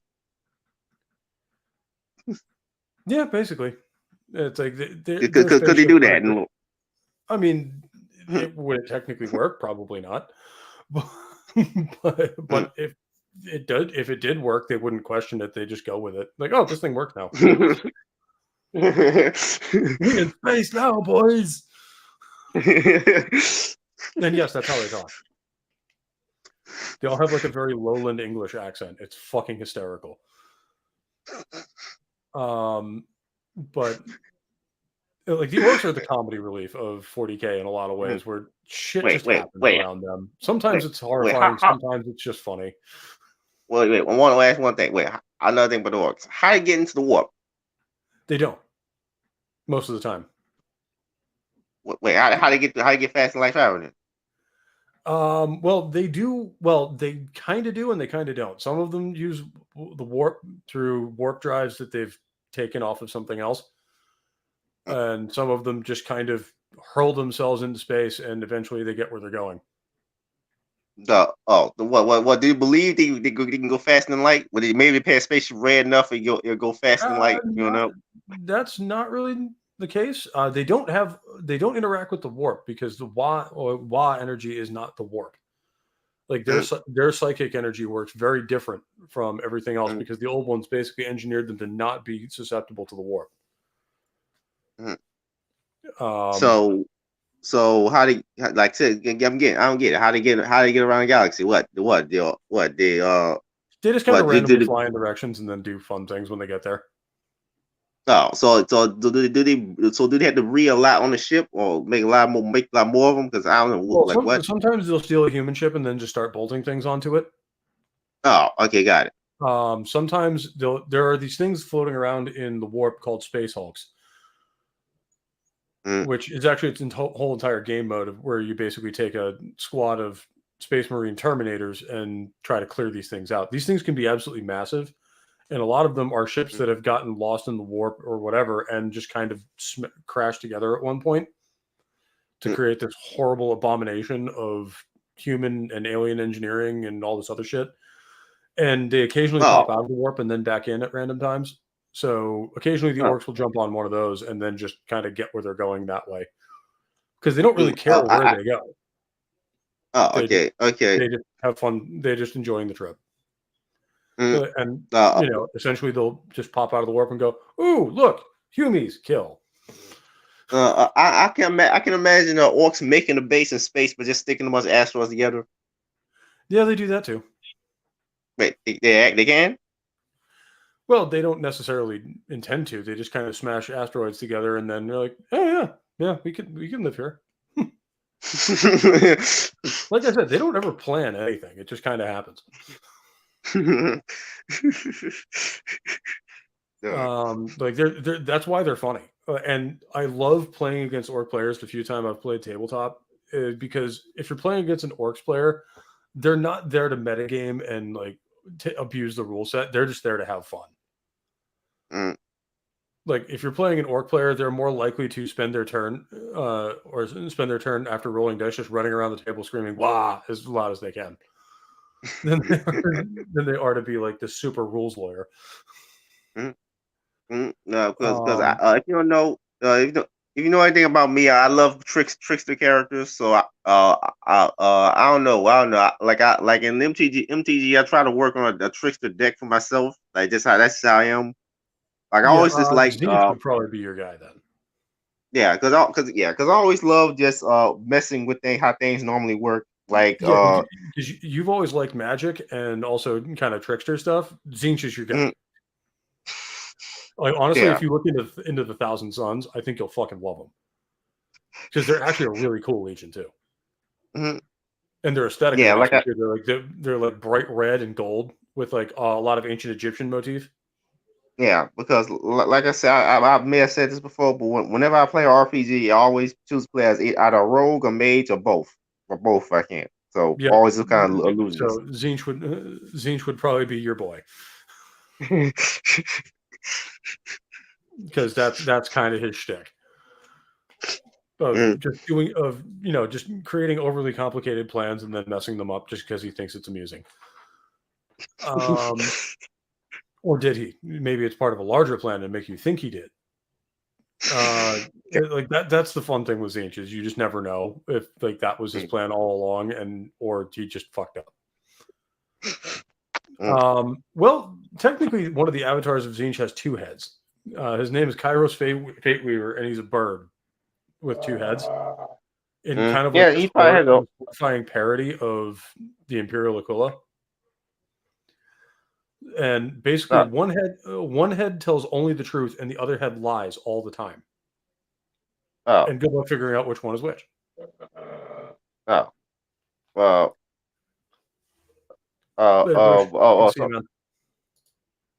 Somebody said they're everywhere. They're everywhere all the time. They're spores. The spores are everywhere. Pretty much. Or once the orcs are on a planet, they're pretty much there to stay.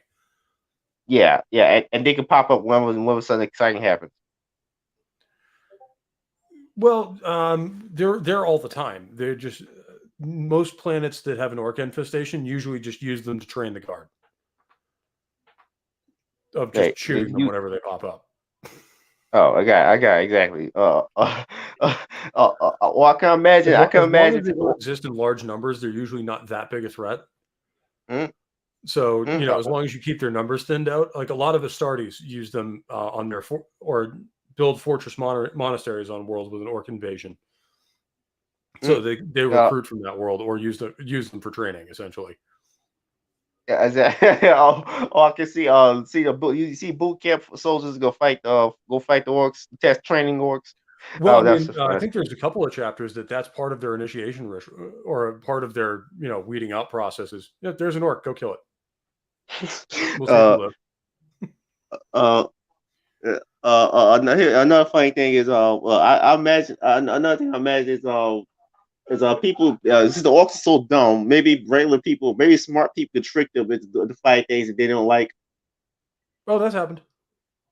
Well, I mean, the orcs will occasionally join with the Imperium and fight with them as mercenaries, essentially, if there's a good enough fight happening. If not, but that's a very big risk because if there is no fight happening, well, guess who they're coming after next? I know. No. I can literally imagine there's a regular soldier painting himself green and then telling the orcs and pretending to be an orc and then telling the orcs go fight the Eldar today. There's Eldar there. Go fight. I swear that hasn't happened actually. Or there's Tyranids over there. Go fight them. Like I can just paint the guys paint himself green and tell the orcs, hey, look, this X is over there. Go fight that. Well, I mean, I know they did actually confuse the salamanders for orcs at first because the salamanders wear green armor. What salamanders? The salamanders are the 18th Legion Astartes. They're one of the founding legions. No. And their Primarch Vulcan, otherwise known in the lore as the Black One. Because Space Marines have this unique ability where they can live in high radiation environments and their skin pigment just darkens quite a bit. And Nocturne, their homeworld, is basically flooded with radiation. So all of the sons of Vulcan, their Primarch, basically just end up looking like sub-Saharan Africans, where they are just burnt, like they're not like dark skin black; they're like coal black. And they have burning red eyes. And that's kind of what marks out the Salamander's successors. There's not many of them because the Salamanders were one of what we call the Shattered Legions. Basically, if we want to get into the heresy a little bit. 3 of the loyalist legions basically took it on the chin right at the start of the heresy, before they even knew who the traitors were. And one of them lost their Primarch, as in dead. Vulcan they thought was dead, but he's actually a perpetual, so he keeps coming back. No one's seen him in there are more perpetuals. There's a lot of perpetuals actually. There's a fair number. Are there any Space Marine perpetuals? Yes, Vulcan. The Primarch of the Salamanders is a perpetual. And are there any orc perpetuals? That seems to be a uniquely human thing. I don't know of any non-human ones, at least that they've said so far. I don't know that it's possible though. But that'd be terrifying. A lot of other races don't die of old age. No, like the Eldar can live an extremely long time. Yeah, but no, because that'd be fun if there was. I mean, imagine an orc you just keep killing it repeatedly, but the same orc it has all the same memories. He just comes back. Yeah.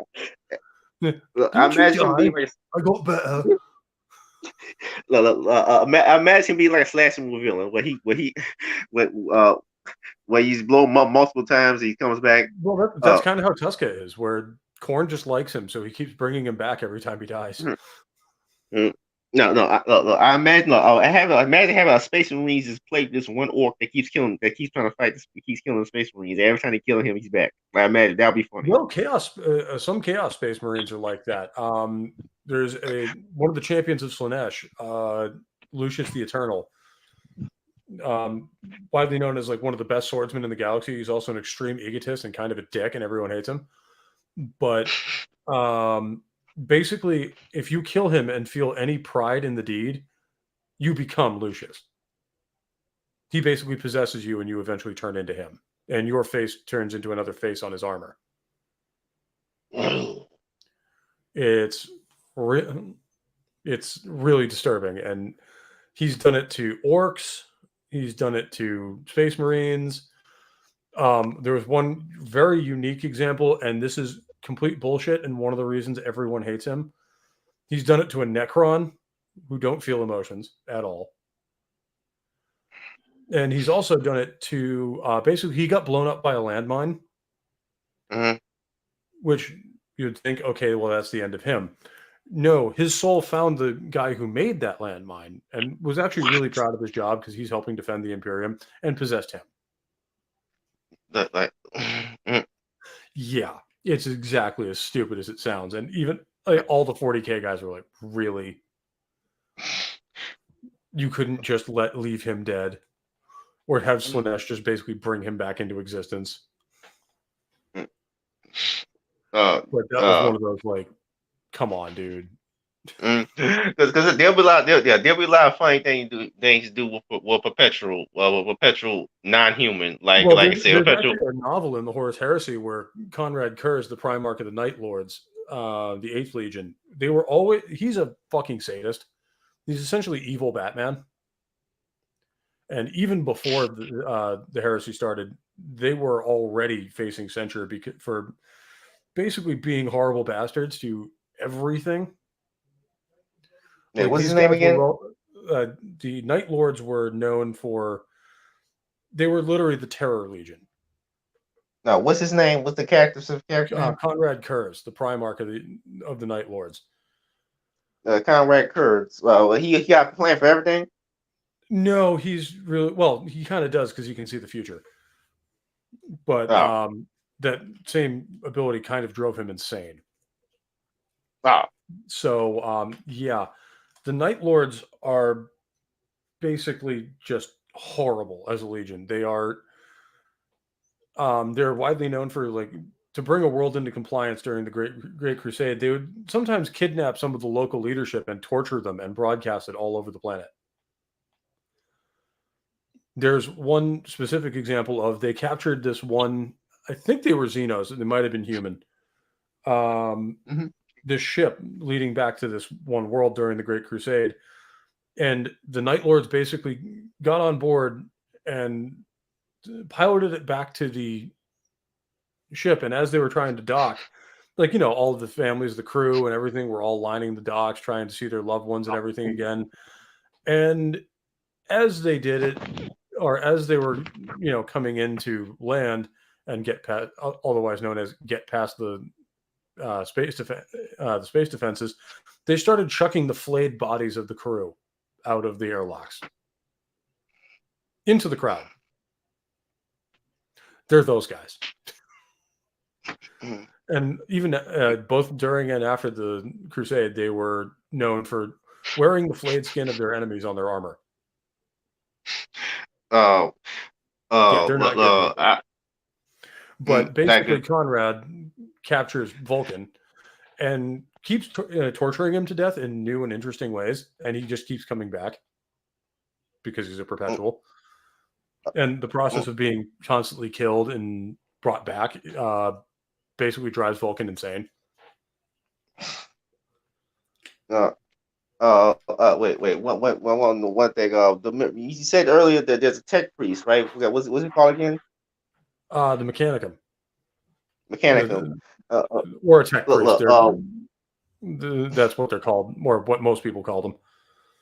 Yeah. What Bondrewd from Made the Best Fit perfectly in this world, and that order or something. Kinda, yeah. me. You don't know what I'm talking about. That's a villain from the anime. Watch.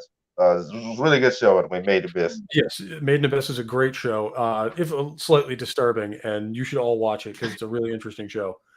But yeah, he would fit in fairly well with the Dark Mechanicum, which are essentially Mechanicum tech priests who have been corrupted by chaos. So all of the body horror, but none of the morals. That's what's any Bioshock scientist. Yeah, pretty much. He would be kind of a mix between a member of the Dark Mechanicus or Fabius Bile, who's basically a crazy, chaotic, mad scientist, essentially. Used to be one of the chief apothecaries of the Emperor's Children. Should tell you how fucked up he is as a character. And the cool thing is some of the Chaos Space Marines are actually that old. Some of them can still remember the heresy. Like the current, War Master of Chaos, ever since Horus died, was formerly Horus's first captain, Ezekiel Abaddon. And now he exists as Abaddon the Despoiler in the lore, or as most people call him, Failbadon the Harmless. Because he basically fails at everything he does. Or used to before GW kind of retconned the 13 Black Crusades, otherwise known as the 12 times that Abaddon failed to break out of the Eye of Terror. In that, he was weakening the Cadian Gate until he could actually destroy Cadia, and that was the long-term plan, otherwise known as he fucked up 12 times and then finally succeeded. One last thing I want to talk about before the stream shut down. Tell me about the blanks. Blanks are an interesting one. I believe humans are the only ones that have psychic nulls,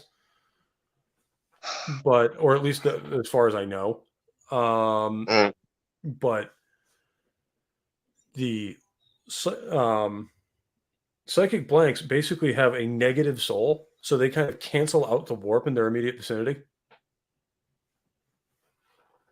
Because even like non-psyker humans have a small influence on the warp. If you want to look at it, like it's like throwing a rock into a pond. The smaller the rock, the smaller the ripple. But I imagine a Necron as a blank. That'll be interesting. They're not blanks. They're just not affected by the warp in any way because they don't have a soul. Got it. Whereas blanks have a negative soul.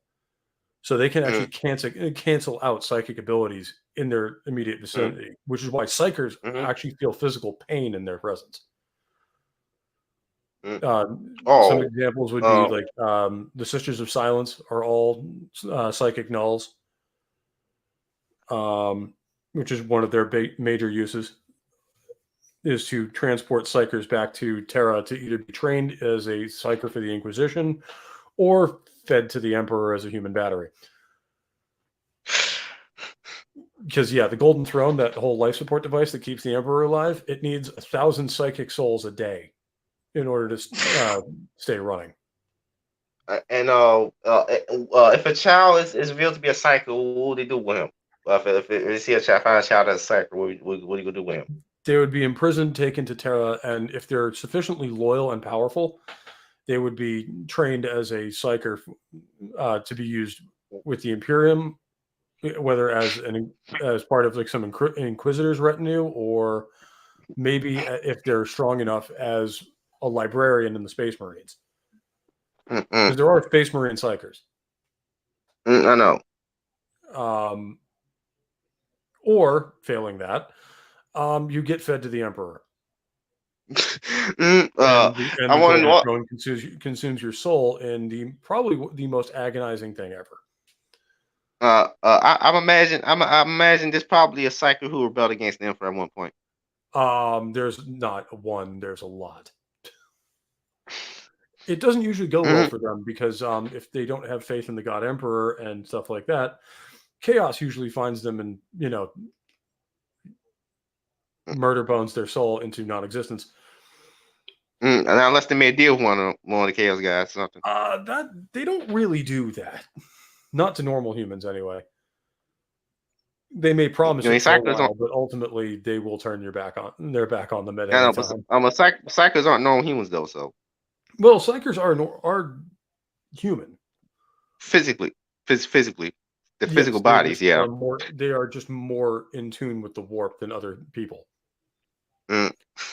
Whereas the psychic blank kind of evolved naturally as a kind of counter to that, essentially. Right, you can't have how you have a psychic blank? That's not don't mean sense. They basically have a negative soul. No, how can you be blank and psychic at the same time? You can't. You can't. There is one in the freaking canon or in one of the games that basically they took a psychic blank and possessed her with a demon. Oh. Which cancels out. No, that makes sense. Kills the demon, but enables these blank to use some serious warp abilities. That explains it. Oh, that makes sense. Yeah. So, and basically every faction in the galaxy wants to kill her because she is extremely powerful, which makes her extremely powerful. What game was that? That game is Inquisitor Martyr. It's kind of a top-down. Kind of like an isometric game, but it's not a turn-based strategy game or RPG. It's a top-down shooter, essentially. No, it's actually quite a good game. I enjoy it quite a bit. That's the only one I know of. There is a legion of Space Marines or not a legion, but a chapter of Space Marines called the Exorcists, where basically part of their creation ritual is they take a battle brother who is proven his strength and basically try to turn him into a Galvorback. They try to possess him with a demon, or they shove a demon inside of him, and if he fights it off, then he is incorruptible. What? Yeah, they basically force a demon to try to possess him, and if the Space Marine fights it off, then congratulations, you're incorruptible by chaos. Okay. And if he doesn't, well, now you have a demonic possessed Space Marine to deal with. Fortunately, there's usually a whole bunch of people with bolters and shit like that standing by watching for any sign of that. And will just kill him instantly. Because the thing is, if you allow him to be fully possessed and the demon takes control, they are a lot harder to kill than normal. So if you can kill him during that process, though, well, you've just saved yourself a lot of headache. And the other Space Marines that are kind of used as a weapon against chaos primarily are the Grey Knights. They're all Psychers, every one of them. And they are made using not the gene seed of one of the Primarchs, but the Emperor himself. So they are essentially really strong with that. They're not only really strong, they are incorruptible. Because they were made using this guy's gene seed. And yeah, you can tell he really didn't want to be worshipped like a deity with the whole golden armor and flaming sword and all that. But there are no gods, guys. But yeah, the Emperor is one of the only things in the universe that can straight up kill demons. Like that flaming sword, which his son, Reboot Gilliman, the Primarch of the Ultramarines, now has. That thing will basically just yeet their soul straight out of existence. Like it doesn't send it back to the Immaterium; it just goes away. For good. Yeah, that it is one of the only things that can perma-kill a demon, and his very presence is anathema to chaos. Him being around, or the Emperor's presence being around, causes chaos to flee in terror. I know he must be a unique being. Contact with it will destroy them utterly. He must be a unique being then, right? Well, he's human, supposedly. No, no, he's not human. I don't believe he's human in the lore. He I don't believe. is human, or was at one point. Yeah. I don't think he's human anymore at all. Like. Yeah, I mean, well, there's all sorts of conjecture around this character. I mean, from him being an actual chaos god, or not chaos god, but kind of an anti-chaos god, a god so of basically, order law guy. in the Imperium. Yeah, order. Yeah. Or he's just a really, really powerful psyker. Nah, but there's nothing like yeah. him anywhere else in the setting. Yes. Yeah. Me personally, I don't think he's human. Like, I don't. Well, they've kind of confirmed in the newer lore that whether he likes it or not, he is now a god. Whether he wanted to be or not is irrelevant. He is now. I fully anticipate if he ever does awaken, though, he's going to take one look at the Imperium being the technophobic theocracy that they are, and just go, "Oh, what was my one rule? There are no gods. Stop bowing to me." He's not conscious anymore, right? It exists. What's that? He's not conscious anymore, right? Well, that's an interesting question. He's not. His physical presence is basically a pile of bones on the golden throne, which is why Chaos will refer to him as the Corpse Emperor. But in the warp, his soul is certainly very active, but fragmented. Oh, got it. So he's not fully aware of what's going on in the galaxy. He's aware of most of it, but different parts of his soul will react differently. Like different shards of the Emperor will do different things. His personality is in a whole different bunch of different bodies. Yes, essentially. Forms. So he's just in pieces right now, and like he can come across, or he can get across ideas and stuff. Like he's had a conversation with Gilliman recently, but it doesn't make a lot of sense.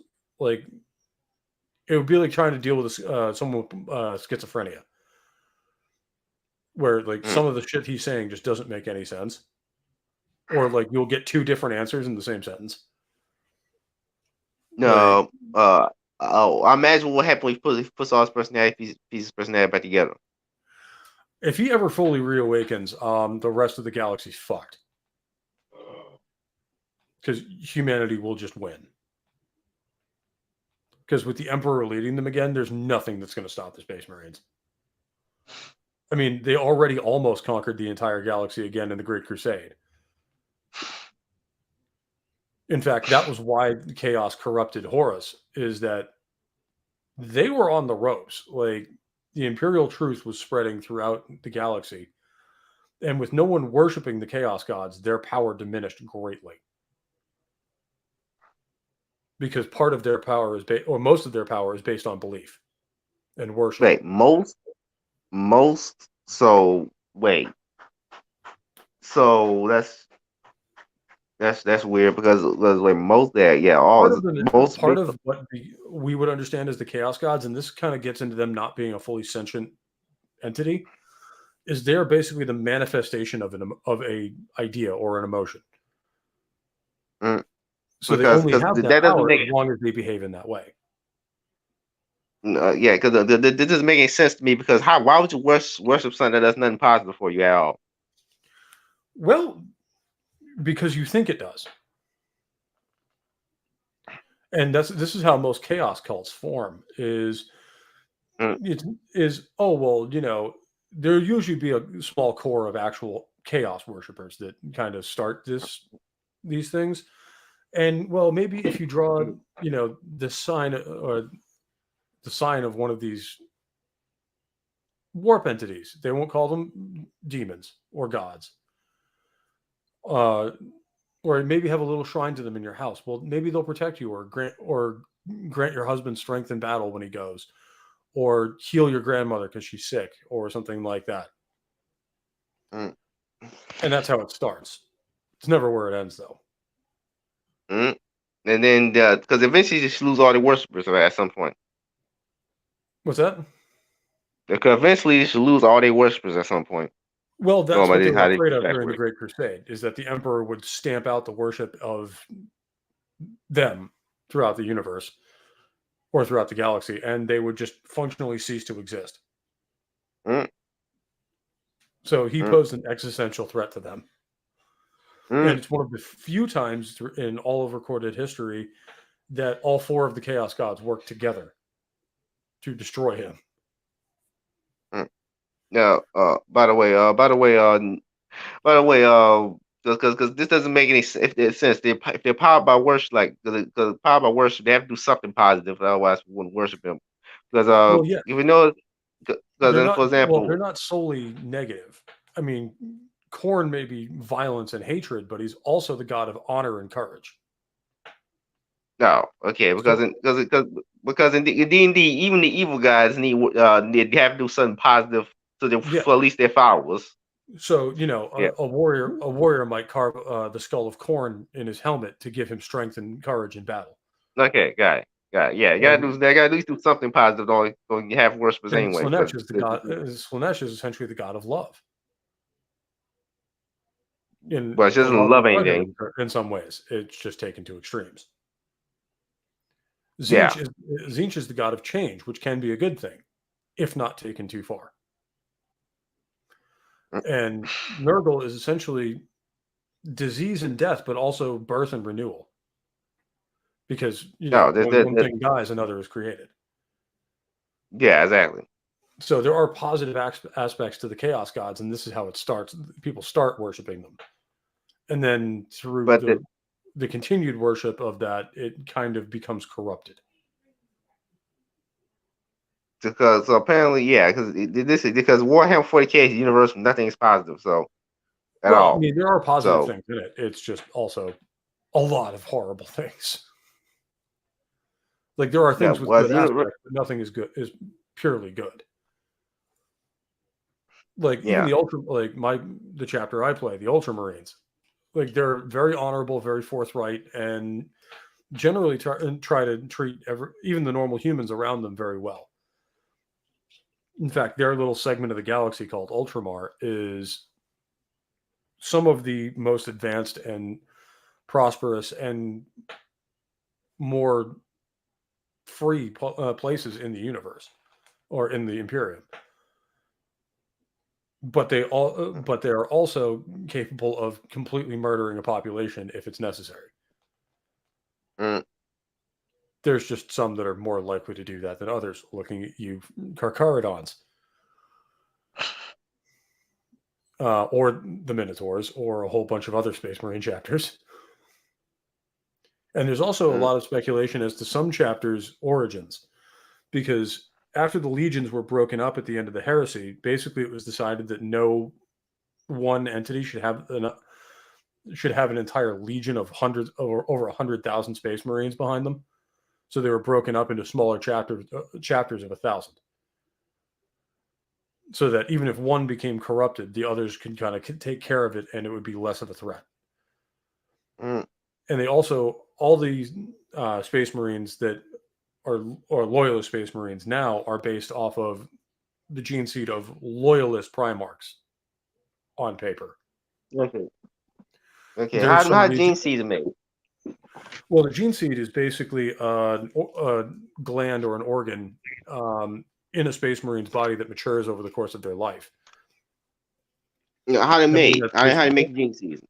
And it's part of their physiology. And essentially, when the Space Marine dies, that gene seed is then collected and used to create a new Space Marine. No, but how does that get started though? The Emperor genetically or created these gene templates or the gene seed for each legion. Oh, and so created the Primarchs, who are essentially the gene template for that legion. So in a very real way, they refer to the Emperor as their father, and also the Primarchs all refer to, or the Space Marines all refer to their Primarch as their father. Like one of the other names for the Luna Wolves is the Sons of Horus, because they are quite literally his sons. Yeah. And throughout a Space Marine's life, they have 2 of these progenoid glands, is what they're called. And when they die, those progenoid glands are harvested and used to create 2 new Space Marines. Oh, okay, got it. Or can be used to create 2 new Space Marines. However, there are certain loyalist chapters of Space Marines that exhibit a lot of the traits of some of the other legions. Like there's a series of games called Dawn of War from the early to mid 2000s. That called the Blood Ravens, where the Mechanicus can basically test gene seed to figure out where that chapter came from, like what their legacy is. And there's the Inquisition basically classified their heritage, but they have an abnormally high number of psychers in their chapter, so it's thought that they are essentially loyalist Thousand Sons. Same thing with the Minotaurs. We know now that they were created using loyalist Iron Warrior gene seed.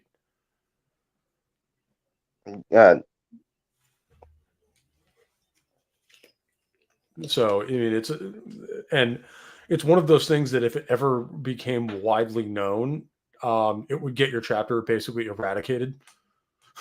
So it was just kind of one of those things where nobody talks about it.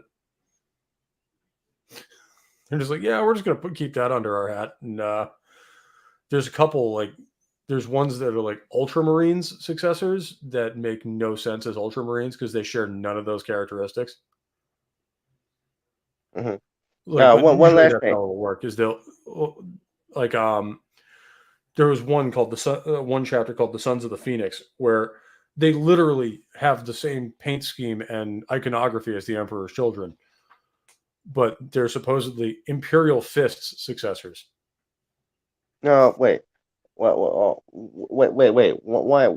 Is there anything else you can do with Gene Seeds besides create Space Marines? Not really. That's kind of what it's for. What if an enemy gets their hands on Gene Seed? Well, they could technically use it to create Space Marines of their own. That's how Chaos creates new Space Marines. Oh, well, they essentially steal Gene Seed from the Loyalists. Like what if an Eldar got his hands on Gene Seed? It wouldn't really work with any other species.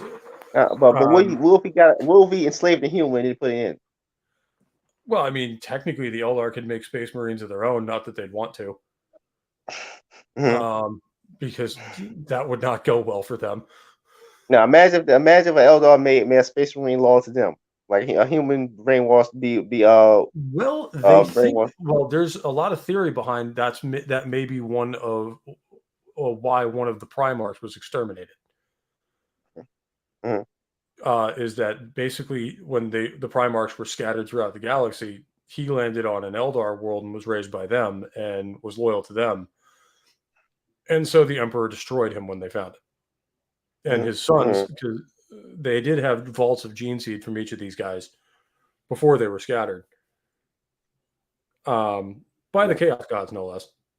Yeah, because I imagine another race can make human Space Marines law to them if they ever got their hands on gene seed. They could probably. They would have to try really hard, and it probably wouldn't end well. Because if you had a chapter of like Space Marines that were loyal to, say, the Tau or the Eldar, yeah, the Imperium's going to come down on them like a ton of bricks. Because like they will go well out of their way to exterminate that chapter and whatever created it. Yeah, I know the orcs couldn't do it because orcs are idiots. But yeah, well, the orcs just wouldn't do it. The Dark Eldar wouldn't really either, because they'd be far too interested in torturing it. Yeah, but not unless the the Tyranids would really have no use for it because it's all just biomass to them. I know. The Necrons wouldn't really care. The Tau would though probably. The Tau would. I don't know that they ever have, but they could. And I don't know. Since the orcs are idiots, they probably wouldn't be able to do that anyway. Or if they didn't know how to use. Try. They wouldn't know how. Or exactly. It's not just the gene seed. There's also a bunch of organs that have to be grafted on and put into the Space Marine, and a lot of Space Marine aspirants die in the implantation. Or in the case of the orcs, I imagine orc might just eat the gene seed, and they hope it works because they wouldn't even know how to harvest it. Like they just wouldn't know how to harvest it or what to do with it. It would just be a useless thing to them. I know. I imagine. Orcs eat the gene seed. Hope believe it works. It might work. That'd be funny. I mean, it wouldn't, but that wouldn't probably stop them from trying. No. I say. Not to believe it works. So well, and that also is kind of where we get into the why there are no female Space Marines argument, which pops up every couple of years in the fandom, and it annoys the shit out of everyone because it literally says in the lore that that's not how this works. Is the gene seed is essentially overwriting that person's genome. So even if you did, by some miracle, get a female human she'll turn into a man. Not only survive the initiation and implantation, which would not happen, their features and body would basically be changed to the point where they would look male. No, they'll literally turn into a man. Yeah, essentially. And just the shock to their system of all of the different hormones and insane growth would probably kill them. I imagine they'll turn into that swole chick from Last of Us 2. Remember that? I imagine they turn into that. Yeah, they might turn into Abby Smash. But the more likely result is it would just kill them. Because most of the men that get implanted with this die. I'd say the failure rate's over 50% that even survive long enough to get into implantation. Even then, some of them die. So, a number of Space Marines in the galaxy, they're all like they are the creme de la creme of that class, shall we say? And basically, that's just how gene seed works. Is it'll start giving you the traits of not only a Space Marine but of your specific legion. So they're all basically clones of each other. They're not clones necessarily. Although the Luna Wolves had a interesting phenomenon where an awful lot of the Space Marines that ended up being created looked exactly like Horus. Just smaller. Because obviously he's 12 feet tall and they're not. And hey, Dr. Rachel, good to see you. We're just having a random conversation on 40K because we felt like doing it. So this may be a more or less regular thing, not just 40K, but just fandoms I'm into in general. So sit back and enjoy. And it was. That's like essentially the major factions. We can get into the Inquisition and shit like that and stuff like that, but that's a whole rabbit hole. Yeah, not get into that there. Yeah, that's like they're essentially the Tzeentch of the Imperium, where there are there are Inquisitors who view other Inquisitors as heretics and actively sabotage each other, and it's really just a shit show. But that covers basically all the major factions. So unless there's anything else you want to cover. No, there's nothing else.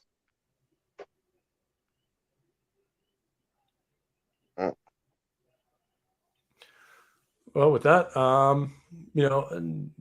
we'll probably do more. I'll probably do more of these at some point. This will kind of be an as I can or where I feel like it thing. Yeah, next time probably BattleTech.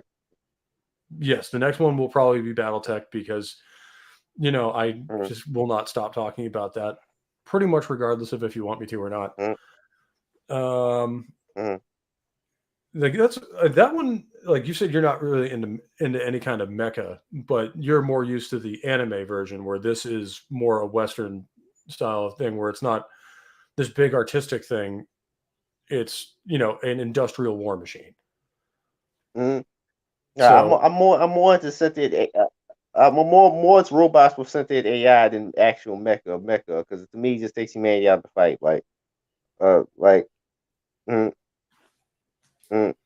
Yeah. But yeah, Vor, I remember that TV show. That's actually what got me into BattleTech. And I still have, I had the toys as a kid, and now I just paint the minis. But with that all being said, Fizz, what do you got coming up on your channel? I don't know. I got another plan right now. Right now, maybe yeah. He's not that I can say publicly. All right. Well, as for me,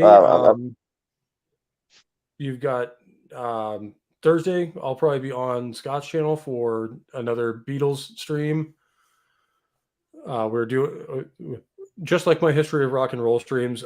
He got a little over ambitious, and instead of just doing one stream on the Beatles, they're now going through them year on year, and I show up sometimes to help. And then Friday, you can usually find me on the MF for Cocktail Lounge. Sundays, you can find me here for Rock and Roll Religion.